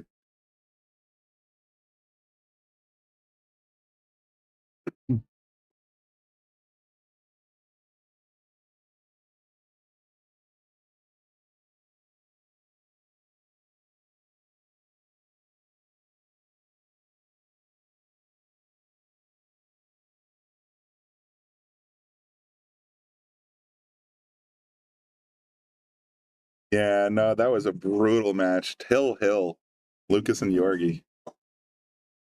And, everybody at Yale is like, screaming through the TV and trying to get, Lucas to win, but it just wasn't meant to be, man. He'll get his matchroom title eventually. And then someday maybe he'll be a world champ. Who knows? I got faith in the kid. He's a hell of a player. A little bit of a smartass, but a hell of a player.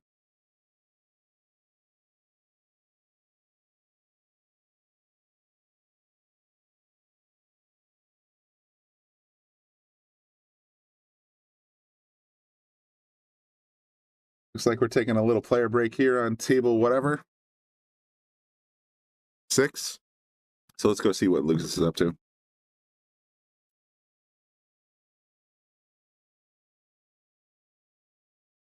That fluke save was exactly the nail in the coffin. I was screaming at my TV.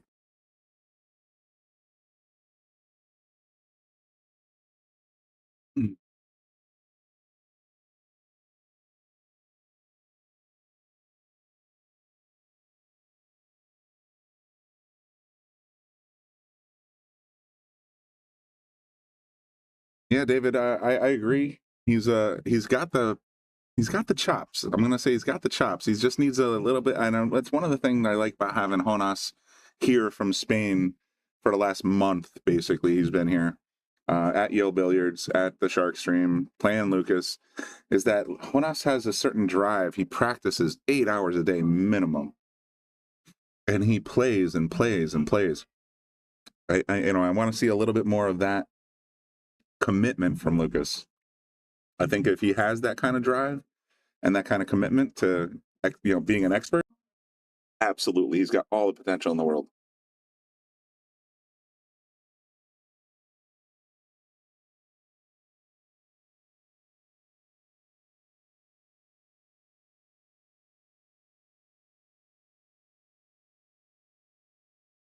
I can't tell what metalcore even is. Sorry, Brian. All I know is that Luke is correct. Jonas has high energy, and he's just one of the most outgoing, friendly guys I've ever met, and just a wonderful guy to hang around with and just talk to.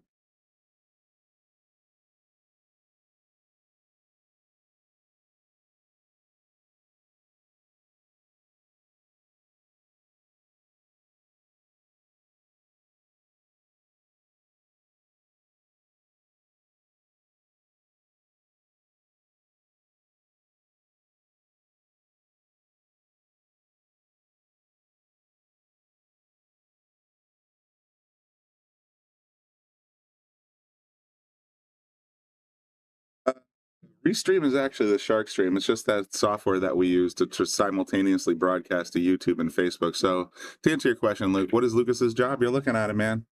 He does not work. He does not have like a day job. He doesn't have a night job. His living is predicated on his sponsorships and his income from tournaments and, quite frankly, any action he can get on the side. So this is Lucas's job.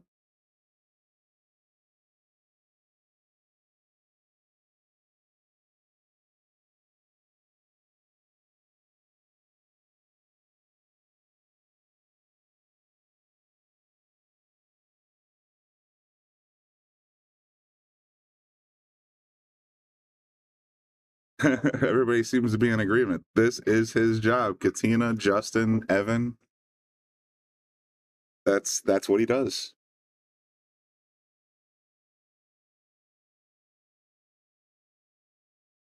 Skills pay the bills. You got that right, CPN.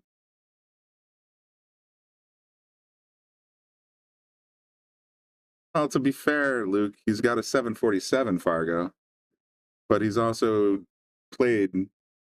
He's got some good backers, and he's played some rather large matches with some very excellent players and taken money out of their pockets. So there's playing pool in tournaments, and then there's playing pool in pool halls. So keep that in mind when you consider your income streams, let's say.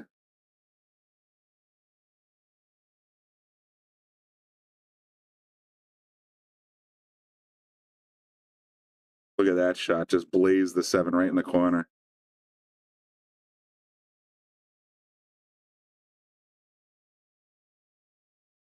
That's one of the funniest comments I've read tonight. I played Jonas in the U.S. Open 4 years ago. He won 11-2. So when 4 years ago, he would have been 18 years old, by the way. And I went to his translator and said, this kid needs an Xbox. Keep him out of my tournaments. He's too damn good.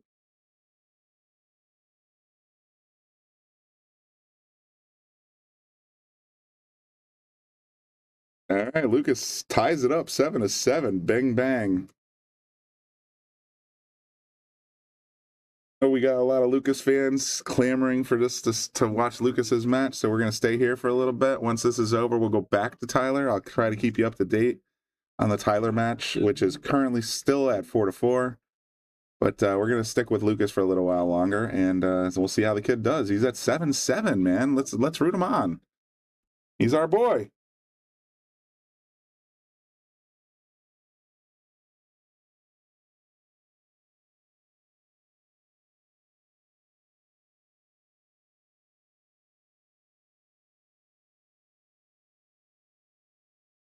Oh, Katina, you are so right. I mean, I had Joe Antoniani in here with me in the booth. You heard him, obviously. And he's got mad respect for Logan. So I agree with your sentiment. So glad my kid got off the Xbox and back on the table. I wish my 13-year-old son would do the same. Just do something besides watch YouTube and play video games.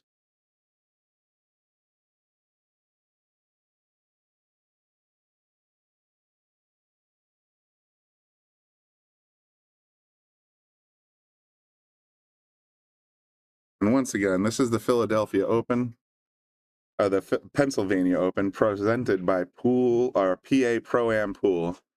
$10,000 added, Matchroom sponsored event, Moscone points, all props, Bluegrass Billiards for letting us piggyback on their stream for the last day or two, or for today and yesterday. And definitely check them out. Support their page if you'd like to support the stream. Definitely go over to digitalpool.com and check it out. They have a pay-per-view pass that you can get for tomorrow to watch tomorrow's action on the top 8. And I like I said, I can't thank them enough, man. It's been a pleasure watching this all weekend so far. There's Tyler still at 4-4. I meant to hit this one. All right, kids at the table.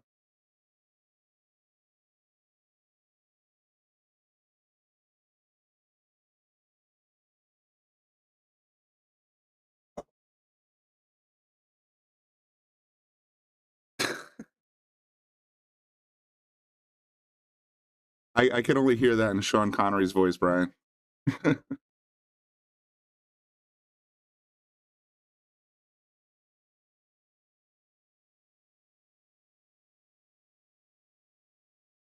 I'm assuming Frank is one of the proprietors, if not the proprietor, at Bluegrass Billiards.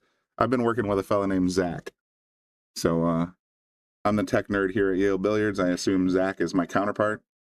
But if Frank is the one that's enabling us to do this, then my thanks are to Frank as well. Absolutely.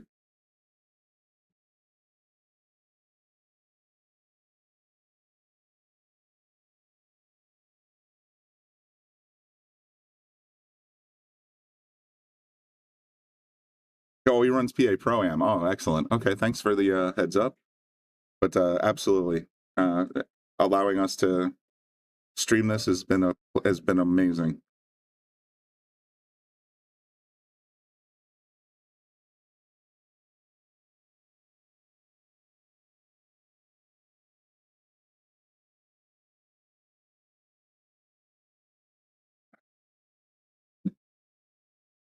Nathan's not going down without a fight, but he's got a lot of work to do. Look at where that 6 ball is and where that 7 ball is, and most importantly, where that 8 ball is. He's got a lot of work to do.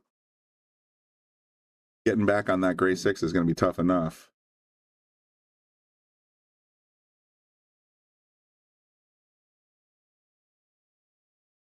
Thank you guys to everybody that's tuning in from both inside Philadelphia and all around the country and all around the world. We got a couple from Philippines. We got a couple people from Vietnam.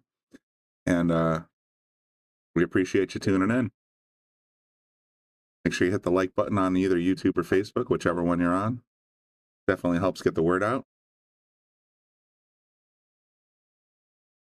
Look at that draw shot. That was a beautiful draw shot. I would have rattled the hell out of that 5 ball if I did something like that.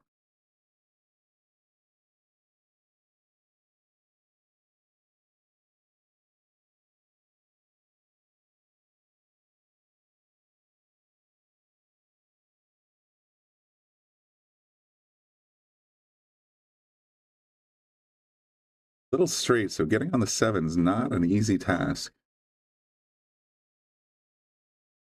I'm gonna go rail first if he has to. Yeah, he went rail first and rattled it. Oh, risky play. Didn't pay off.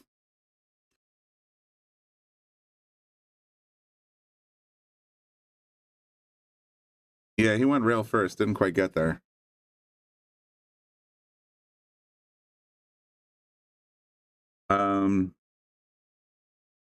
David Tesla says, is it supposed to be gray? Yeah, I believe so. I mean, I first tuned in and I saw the gray ball, and I had to ask the audience, what number is that? And they told me it was the 6 ball.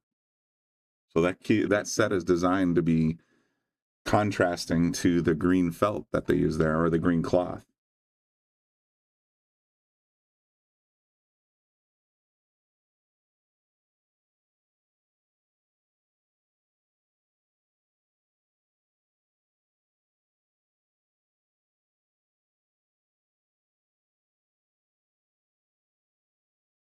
Got some various opinions here. 2 rail safe, 5 rail safe. There's a lot of thoughts on what Lucas should do. Yeah, Rick, I think I heard earlier that these are Dynaspheres. I know Aramith is one of our sponsor, but these are Dynaspheres, so it's the 4 balls pink instead of purple, the 5 balls orange instead of purple, like it is in Aramith. I don't know, I just lose track anymore. Sky moved up to the top 8. All right, there's a score update right there in the comments section.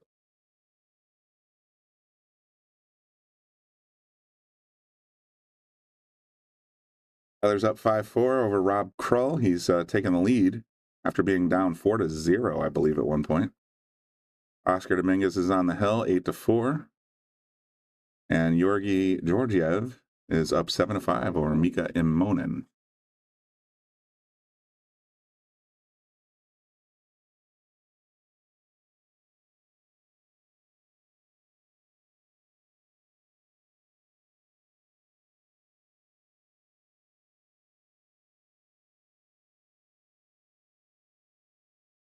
What variation of pool it is, but I've been noticing on Billiard TV, that streaming service that does just nothing but billiards on Plex or Tubi or any of those other sites.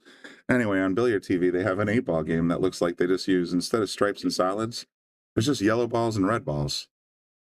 And the money ball, I guess, the 8-ball, or what we would call an 8-ball, is just a white striped ball. It's so bizarre. But definitely makes it easier to figure out which ones are yours and which ones are your opponent, I suppose.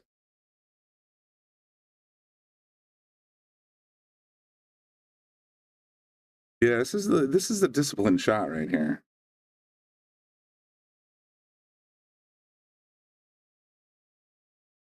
Hello from Oregon. Okay, James, welcome to the chat room. We're almost at 400 viewers right now, by the way.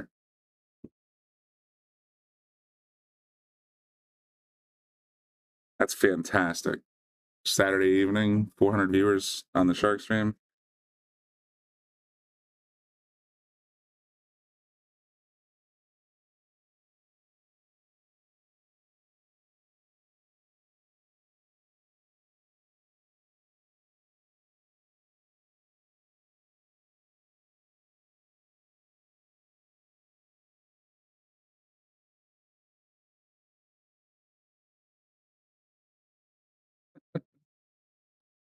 You guys are great.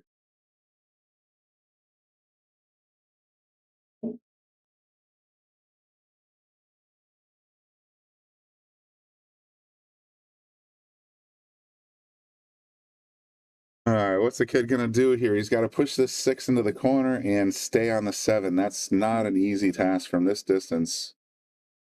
It's gonna be hard to spin it correctly.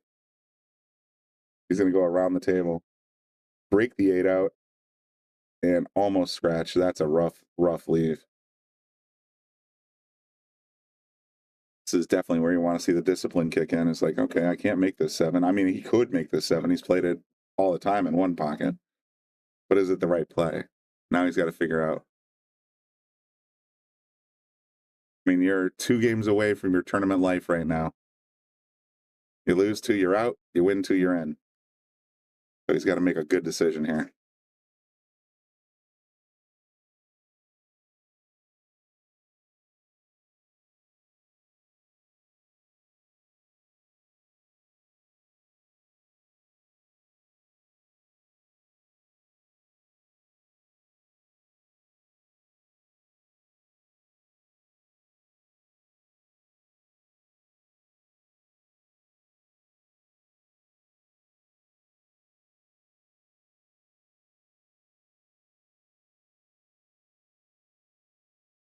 8.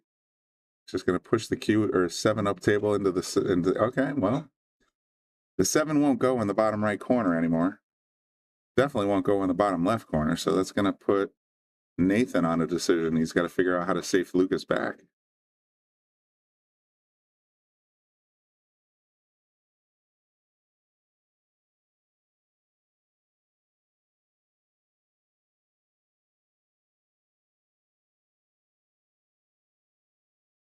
Going to push the 7 up table, but I don't think that's going to be. I think Lucas has got this shot in his toolbox. It's right on the 50-yard line, left or right, but I've seen him play this shot, no problem.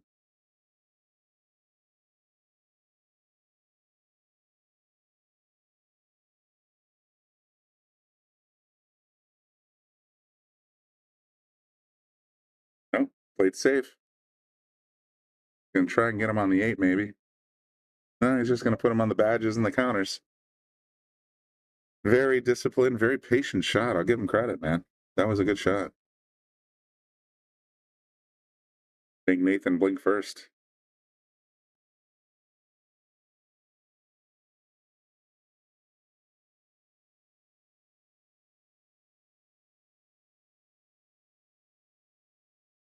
Yeah, I agree, Luke. It was a conservative choice, but it's either you finish in 9 through 16 or you finish in 8+. That's a big money gap. So, oh, that was aggressive.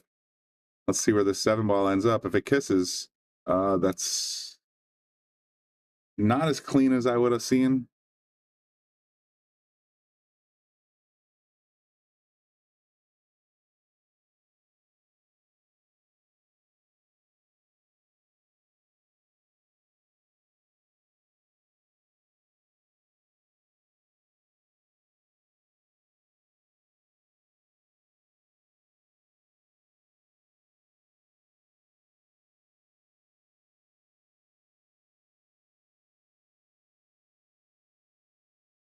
Yeah, I gotta believe right now Lucas is in full one pocket mode. Like he's gonna bide his time, take his time, make sure that if he takes a shot, that he's got the shot and he's gonna take the out. Yes, Jonas is still on the winner's side. He is in the top 8.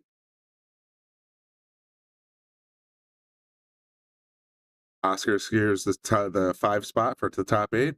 Excellent. Oscar's won his match. So the only 2 still going, if I understand that correctly, are going to be, oh no, Yorgi and Mika are still playing. Yorgi's on the hill. Mika is at 5, so it's looking very likely for Yorgi. This is the match to watch right here. Lucas and Nathan.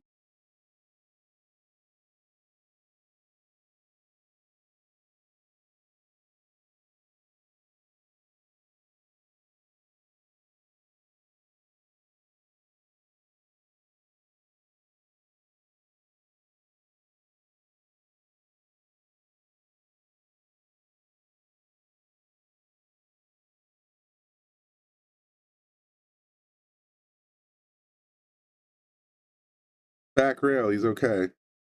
That's perfect, actually. I love that shot.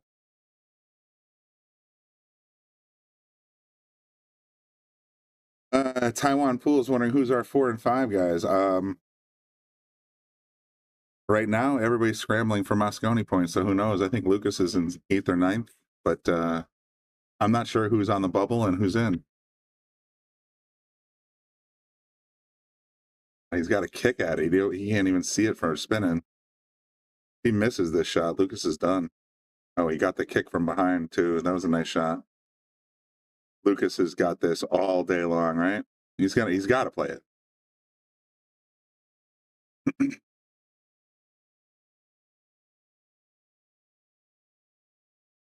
Sean, to your point, it's between Tyler and Oscar. That's exactly why both these guys are at this Matchroom ranked event.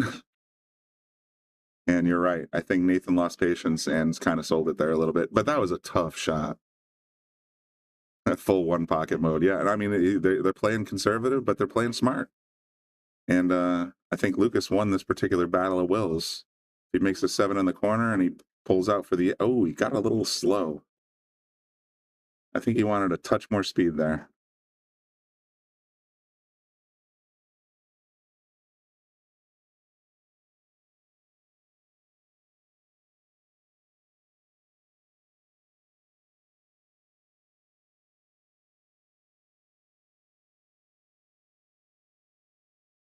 Floyd, this is in Philadelphia, Pennsylvania, United States. Oh, he's second guessing himself a little bit here, I think. Prefer him to take his time. At the same time, when I see confident Lucas, sometimes that's the right Lucas for this kind of shot. Just get down, stroke it, and bang.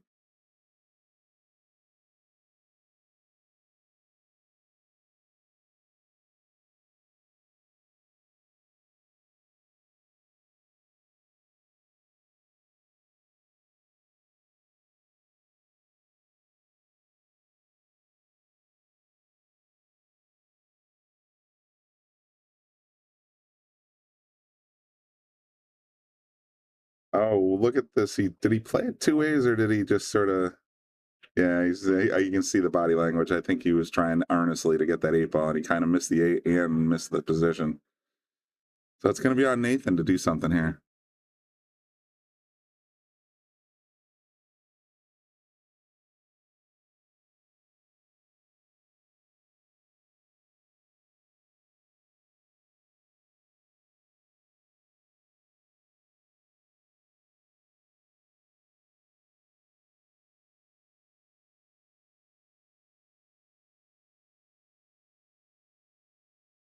Look at that 8-ball in the corner. Wow, Nathan just put a nail in the coffin there. That's too bad.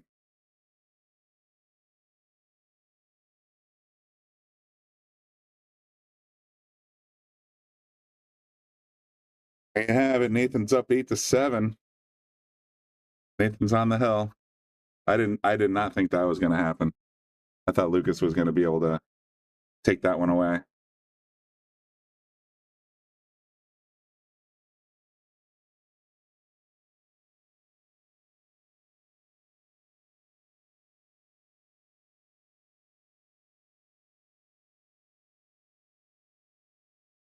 We're having an official powwow, apparently. All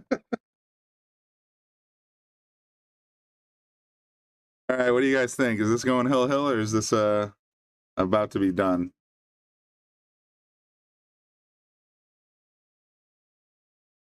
Right now, we got all the officials on this table. Table 2.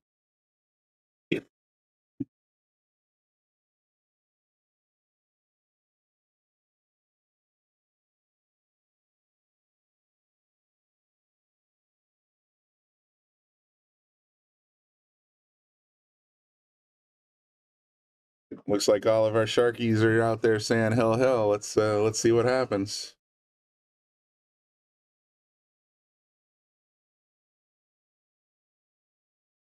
Can you tell us how Skylar Woodward is playing? I think that match is over. I think Skylar advanced to the top 8.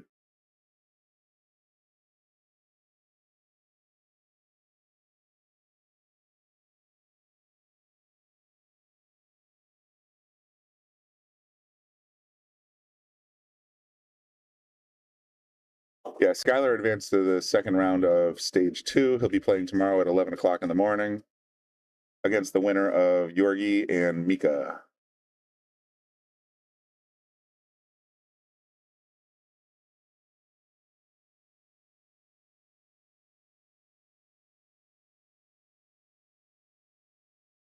Tyler is currently tied with Rob Kroll 5-5.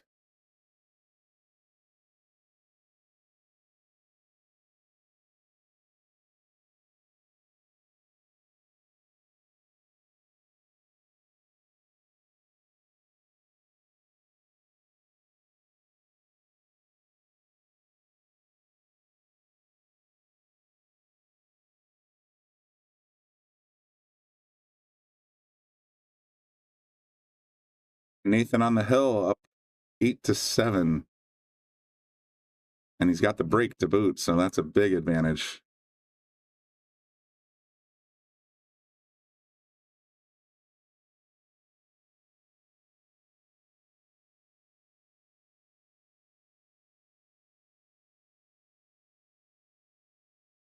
Just needs 2 in a row to keep his championship hopes alive. The 1 ball does not drop. Wow.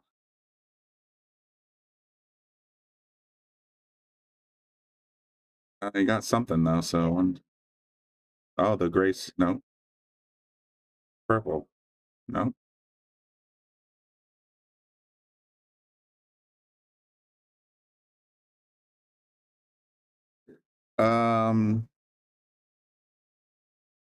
Looking at the what are the results question. So we're in stage 2. Skylar Woodward is in the top 8. Vitaly Pastura and Oscar Dominguez are in the top 8. Jonas Soto and Alex Bausch are in the top 8. And the winner of Lucas and Nathan will be in the top 8. And the winner of Tyler and Rob will be in the top 8.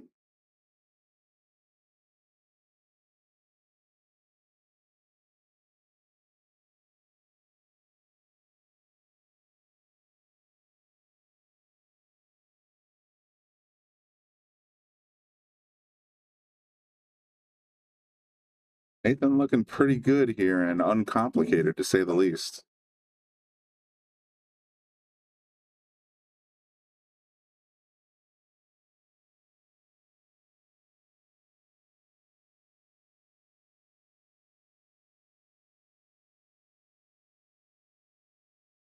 Robert Dorsey is asking if this is a winner side match. Actually, it's irrelevant. It's a stage 2 match. We're down to single elimination. So there is no winner side and loser side. These are the top 16 fighting for the top 8, and the top 8 will resume tomorrow at 11 o'clock.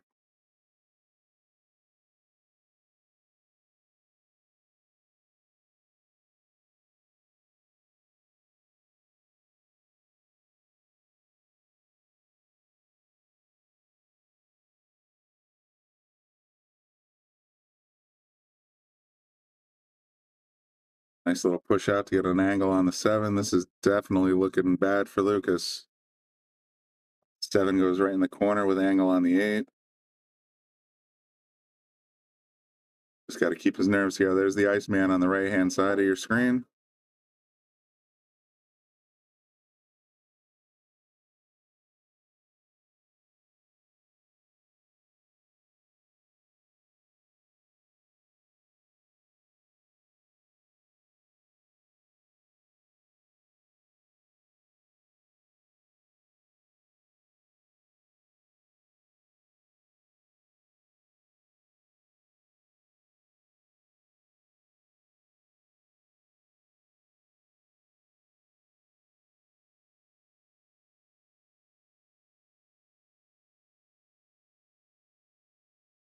I think this one's over.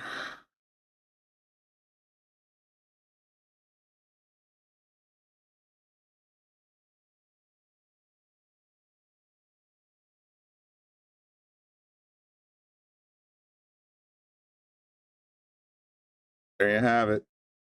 Lucas finishes in the 9-16 range. Fellas shake hands. We're going to go over to Tyler for a little while, who is up 6-5. And once this match is over, we're going to call it a night, folks. But before that, I'm going to take another quick walk. And I'll be right back.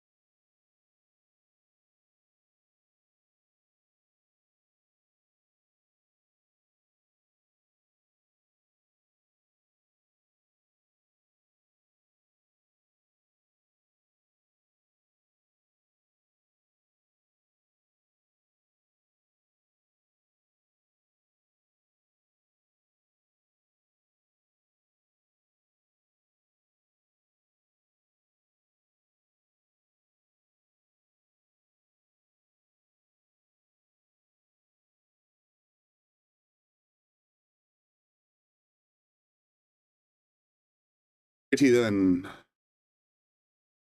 I'm back to watch the conclusion of this particular series.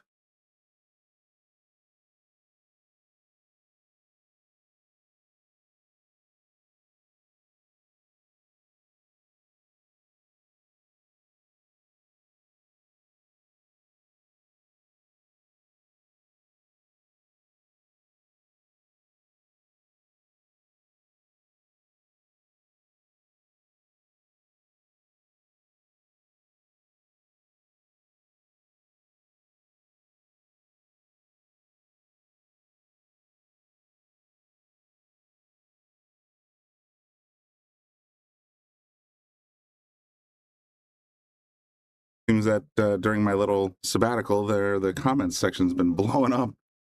Had a little bit of a chess match going on here, it looks like. Mika won over Yorgi. Oh, wow, Mika won. Wow, good for him, man. He had a solid performance. He just got smoked by, darn it, Garcia. So this is the final top 16 match. Who's going to take it? So it's going to be top 8.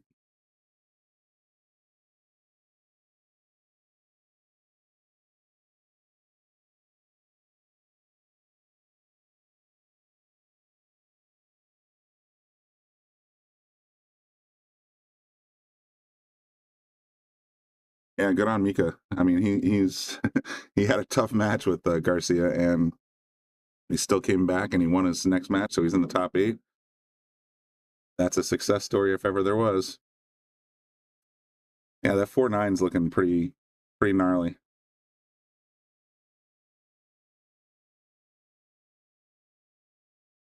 Checking with our Sharks team director to see if we're going to be streaming Pennsylvania tomorrow. I would like to, but I'm not sure. It might be pay-per-view exclusive tomorrow.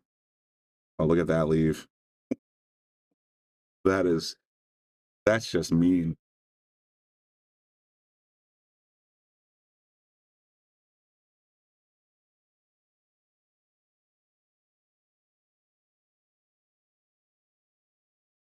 What do you guys think? Where we're going to end up on this race? I mean, we're pretty deep into it already. We got 3 left for Tyler and 4 left for Rob. Rob kind of the underdog here, but we've seen a few upsets tonight so far, so you never know. That's going to be a no-hit.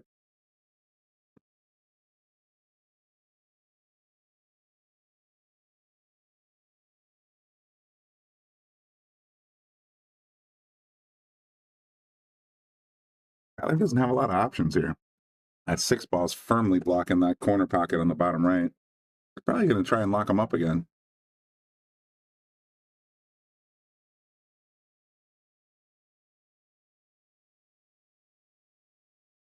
And thanks everybody for staying tuned while I was on my little break.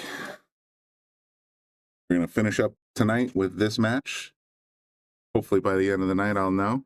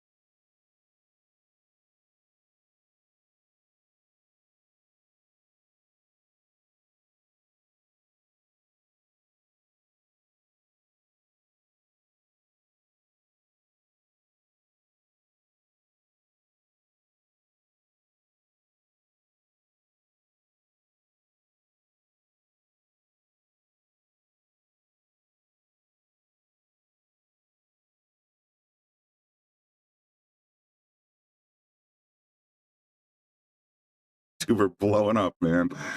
Good job in the comments section for keeping everybody thoroughly entertained, at least. Oh, that's a sellout right there. I think Tyler's out here. 4, 5, 6. The 8 ball's the only tough one on the table.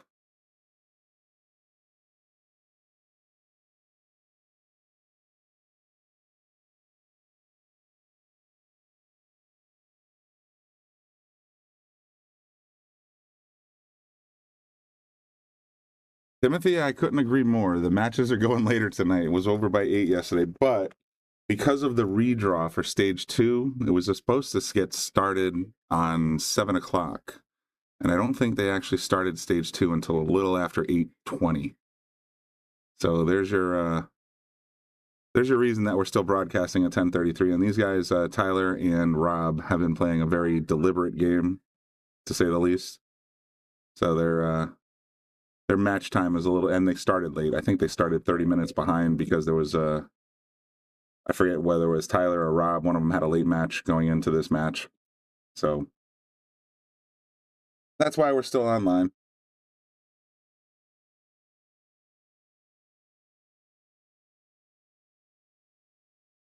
Going to go up to the long rail and just sort of try and play it straight down into the corner.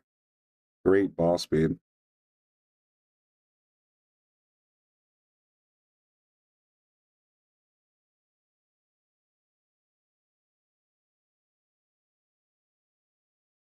This is the shot.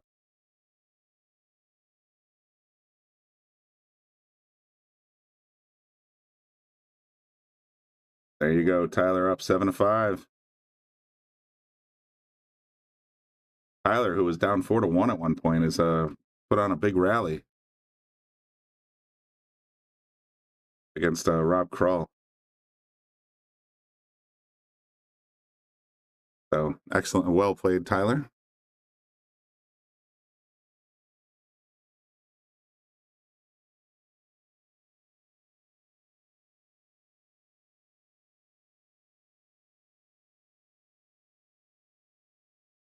Yeah, Lucas didn't make it. He lost about a half hour, 45 minutes ago. And that's unfortunate. We were all rooting on the kid, but Jonas is still in the game. Skylar Woodward and Mika Immonen will be playing tomorrow. We also have Vitaly Patsura and Oscar Dominguez playing tomorrow. Jonas is going to be playing Alex Bausch, both on Team No Sleep. So unfortunately, I can't really take sides or predict. And then the winner of this match will go on to play Nathan Childress or Childress. I'm not sure. But the winner of this match, and those are your top 8, folks. You can go to Digital Pool, check out the brackets right here. There's a link I'm going to put in the comments section.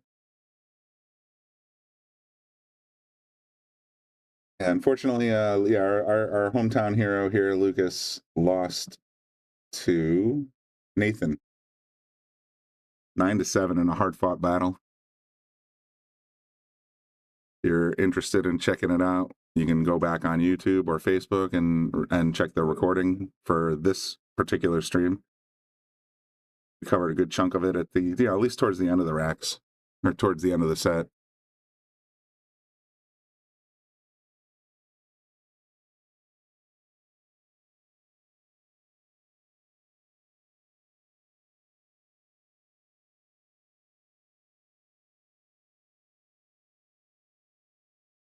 Yeah, I agree with you, Luke. Lucas kind of went into one pocket mode a little too much. I know that, if the kid lets his stroke out and he starts playing more naturally, then sometimes the results are a little bit better. But in this case, he played a little too defensive, I think, and Nathan took advantage of it and ended up taking the match down. So here we are, Tyler Steyer sitting at 7, Rob Krull sitting at 5. What do you guys think? A lot of you guys in the comment section seem to be on Team Tyler. Seems to be the Fargo advantage, and like I said, he battled back from 4-1 deficit to be leading 7-5. So it certainly seems like momentum swung in his favor.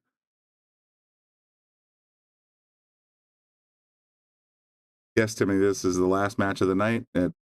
It's the last match of the night for Bluegrass. It's the last match of the night for me. I've been in the booth for 12 hours. I'm getting a little bit punchy, so probably safer for all of us.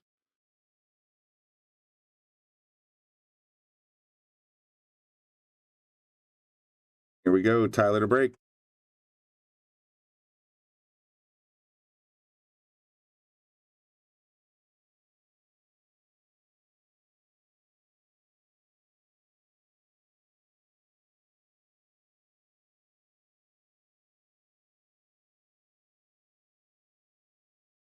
In the side pocket, he also got, looks like the 4-ball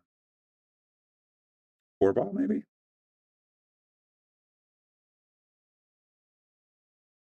Crystal, I mean, I appreciate the fact that we are team no sleep, but at the same time, I kind of wanted to play a little pool today. I got a little break there between 5 and 7, so I guess I didn't spend 12 hours entirely in the booth. Having said that, yeah, it's been a long day.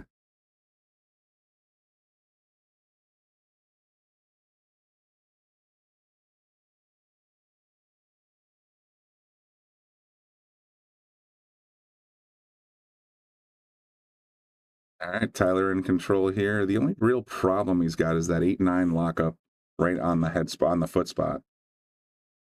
This could be a problem eventually.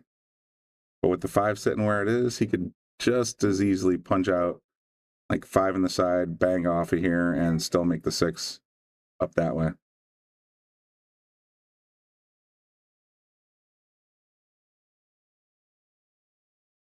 Oh, he's going to take it right now. Oh, and it hurt him. Oh, I like the idea, just didn't execute well.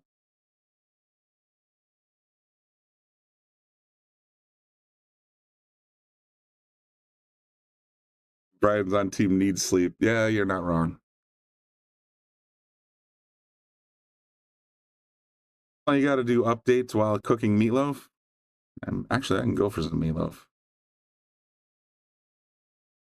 It's a little kick. It's going to sell out. Let's see what Rob's got in store for us right now. He's got a good chance here to make something happen this rack. He's got to get the back off that pink 4 to the orange 5. No easy task when it's this straight. Yeah, he's going to come back. Across the 8-ball, he's going to have the 5 in the upper left corner. If the 8-ball goes in the bottom right corner, then he's okay. If it goes down this way.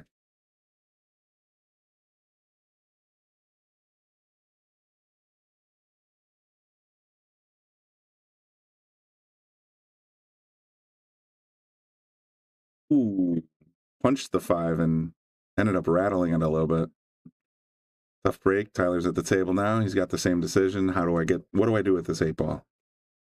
He's staring at it right now. You can sort of tell. I think it goes. I think he's got direct access to the bottom right corner. As long as he gets to the cue to that left side pocket, he's in good shape. Rena, there was a commenter earlier that has knowledge of the house. They vary between 4 1/4 to 4.75, but the tournament tables are all 4.5 inch pockets.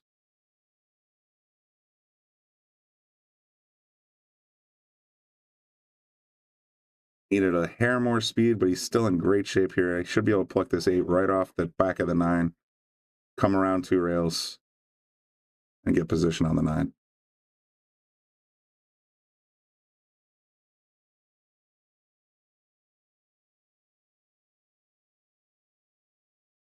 Just like so, Tyler will be on the hill.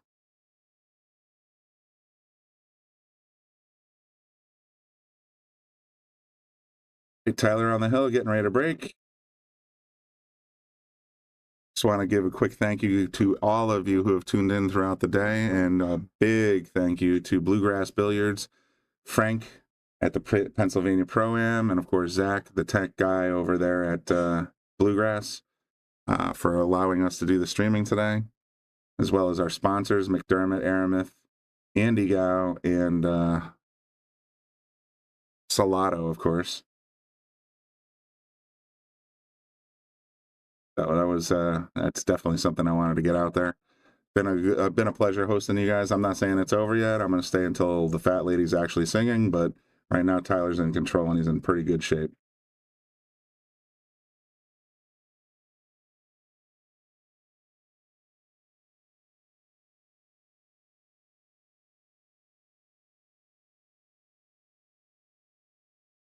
Tina says she's on team going to sleep.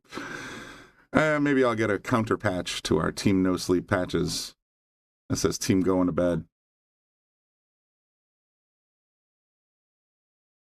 Luke, it's been my pleasure, but it's not over yet. Getting close, but it's not over yet.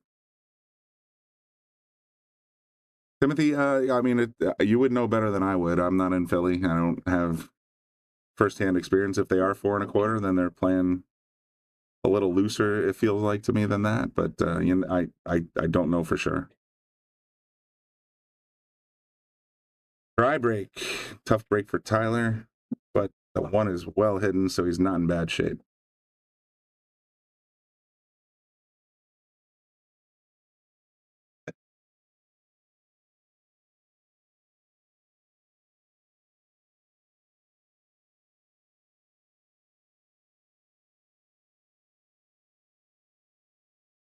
To me, it feels like, based on just my observations, it feels like they're playing about 4 1/2. But only the fellas in the room would know, and ladies.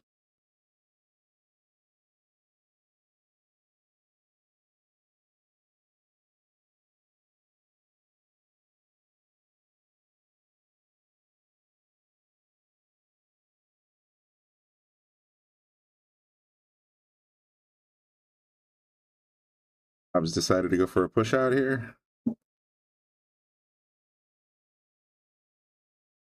Gonna leave it edge of the 1 open, but we'll see if Tyler decides to go with it.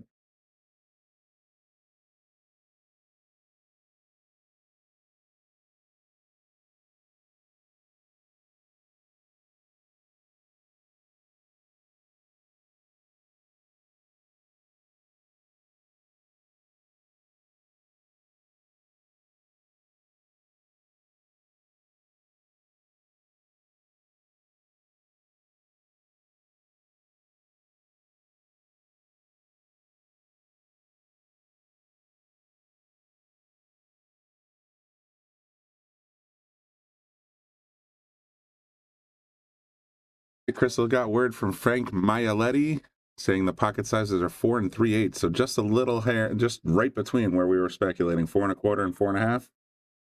Right down the middle, 4 3/8. So roughly the same as our table 4 here at Yale Billiards.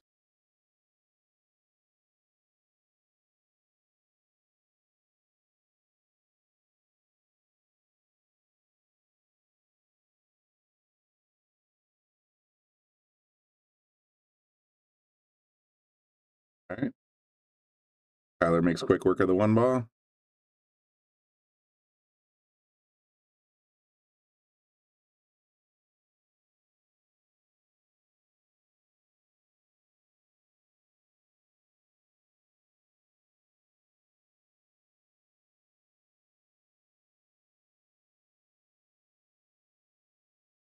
Did not see that coming. Tried to plant the 2 in the corner and ended up rattling it out. Got good position on the 3, but didn't have the line on the 2. I think these fellas might be getting a little tired, folks. I know I am. 12 hours of pool is a long day.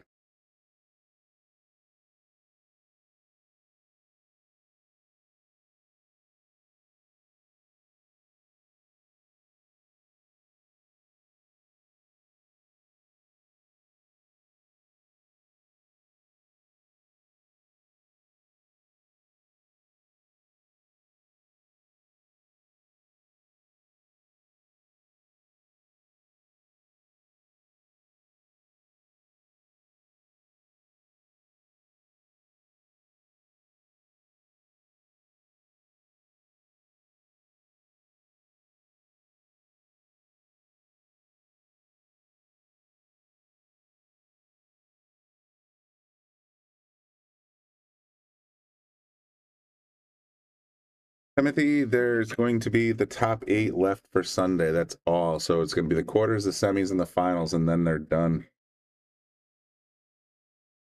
They'll be starting at 11 o'clock Eastern time.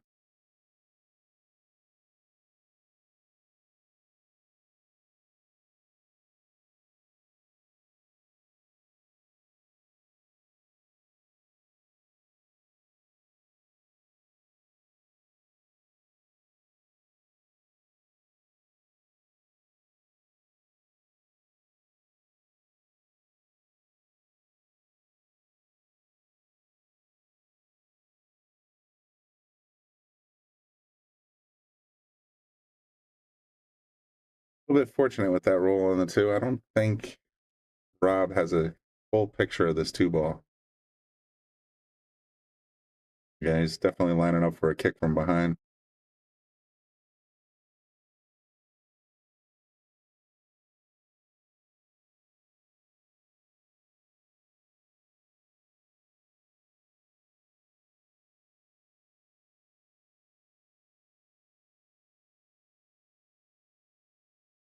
A kick and stick. Oh, unless he hits the 7 and rolls the 2 out, Tyler might have a look at this ball. And even if he doesn't, he's got his junk cue in his right hand.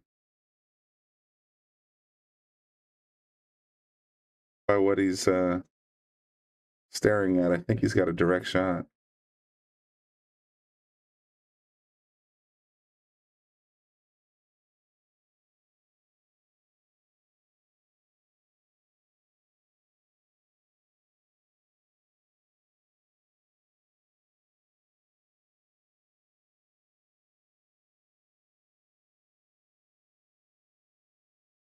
Trick is not just making the 2-ball, but you got the 7 and the 4 just sitting there in traffic when you're trying to get back to this 3-ball. That's the tricky part.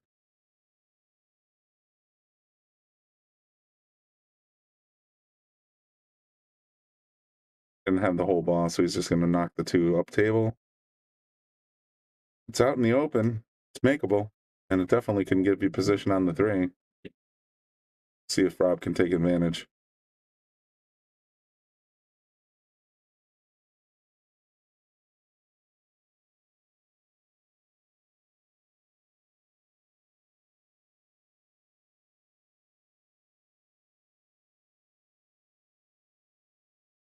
When he just knocks the 3 just a touch, still got a good position shot on this 3 in the corner. Next ball is the pink 4. Still a lot of work to do. The 5's got a blocked corner pocket. The 6 is on the other end of the table. Well, look at that ball speed control. Nicely done. Tricky part here is just making sure the cue ball gets in that direction. I don't like combos, so he might line up for the combo.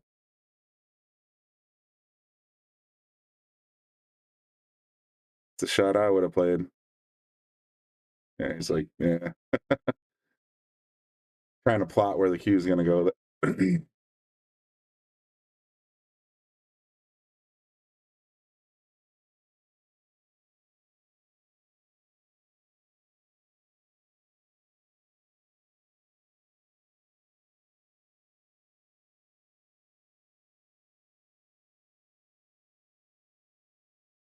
Definitely got a good bit trickier, didn't it?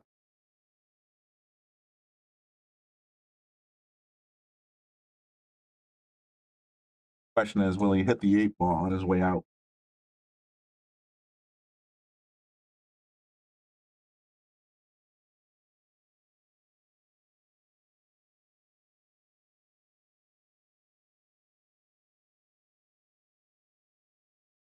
He's going to try and safe behind the 9, and I think he got there.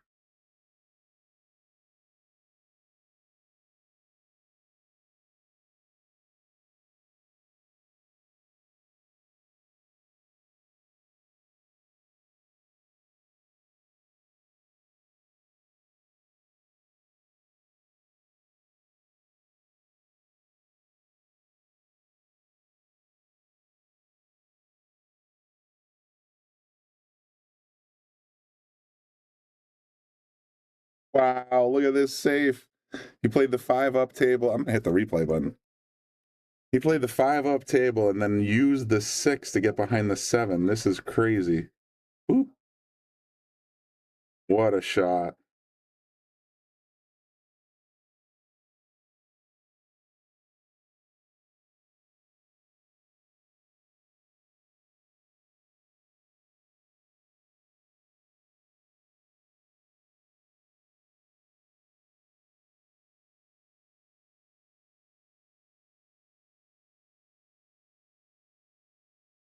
That is the game-winning save, Luke. You nailed it right on the head. Ball in hand? Yep. Ball in hand. 5 balls to go. I think this one's in the books, and I think I am toast. But I've been wrong before, and commenters always have a way of screwing up players. That was a really nice safety. I'm glad I hit the replay button because that was perfectly timed.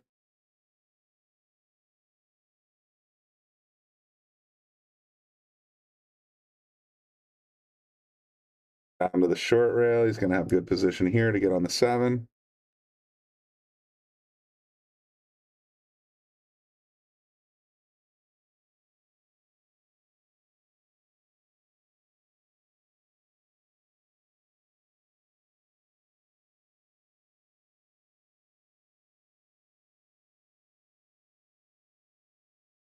Still got good angle to stun up to the 8.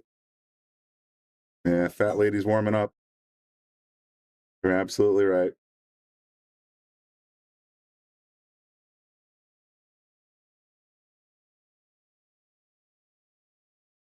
Gonna play it off the long rail, get himself a little angle on this 8 ball. Should be in good shape though. Barring a major incident here, I think Tyler's moving into the top 8.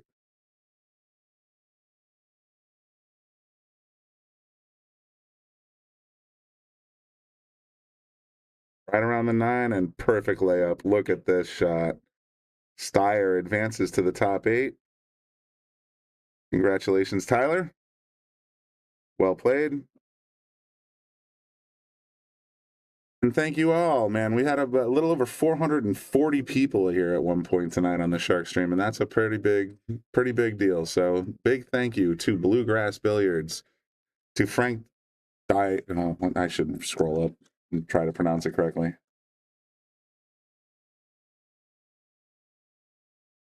Frank Maialetti, as well as Zach Goldsmith. He's our technical contact over there at Bluegrass Billiards. Thank you for letting us use your stream, and thank you guys for tuning in.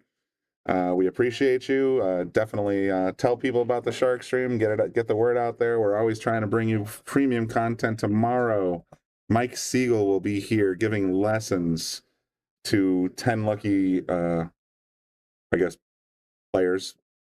And on Monday, Mike Siegel, the Captain Hook, the legend, will be here doing exhibition matches. So if you're interested in seeing Mike Siegel play, definitely tune in. I'm not sure if we're going to be airing more Pennsylvania. I asked my director, Bobby Hilton, if we were clear to use the stream again tomorrow. I'm not sure. It may be pay-per-view exclusive. If it is, make sure you go over to Digital Pool, look up the Bluegrass Tournament, the Philadelphia 9-Ball Open, Pennsylvania Pro-Am, and click on the one-day pass. If you do use the code TheSharkStream, it will save you $10 on your purchase price. So, but other than that, that's all I got to say. I am going to sign off for now. Thanks again for tuning in, and we will see you guys soon. Brian out.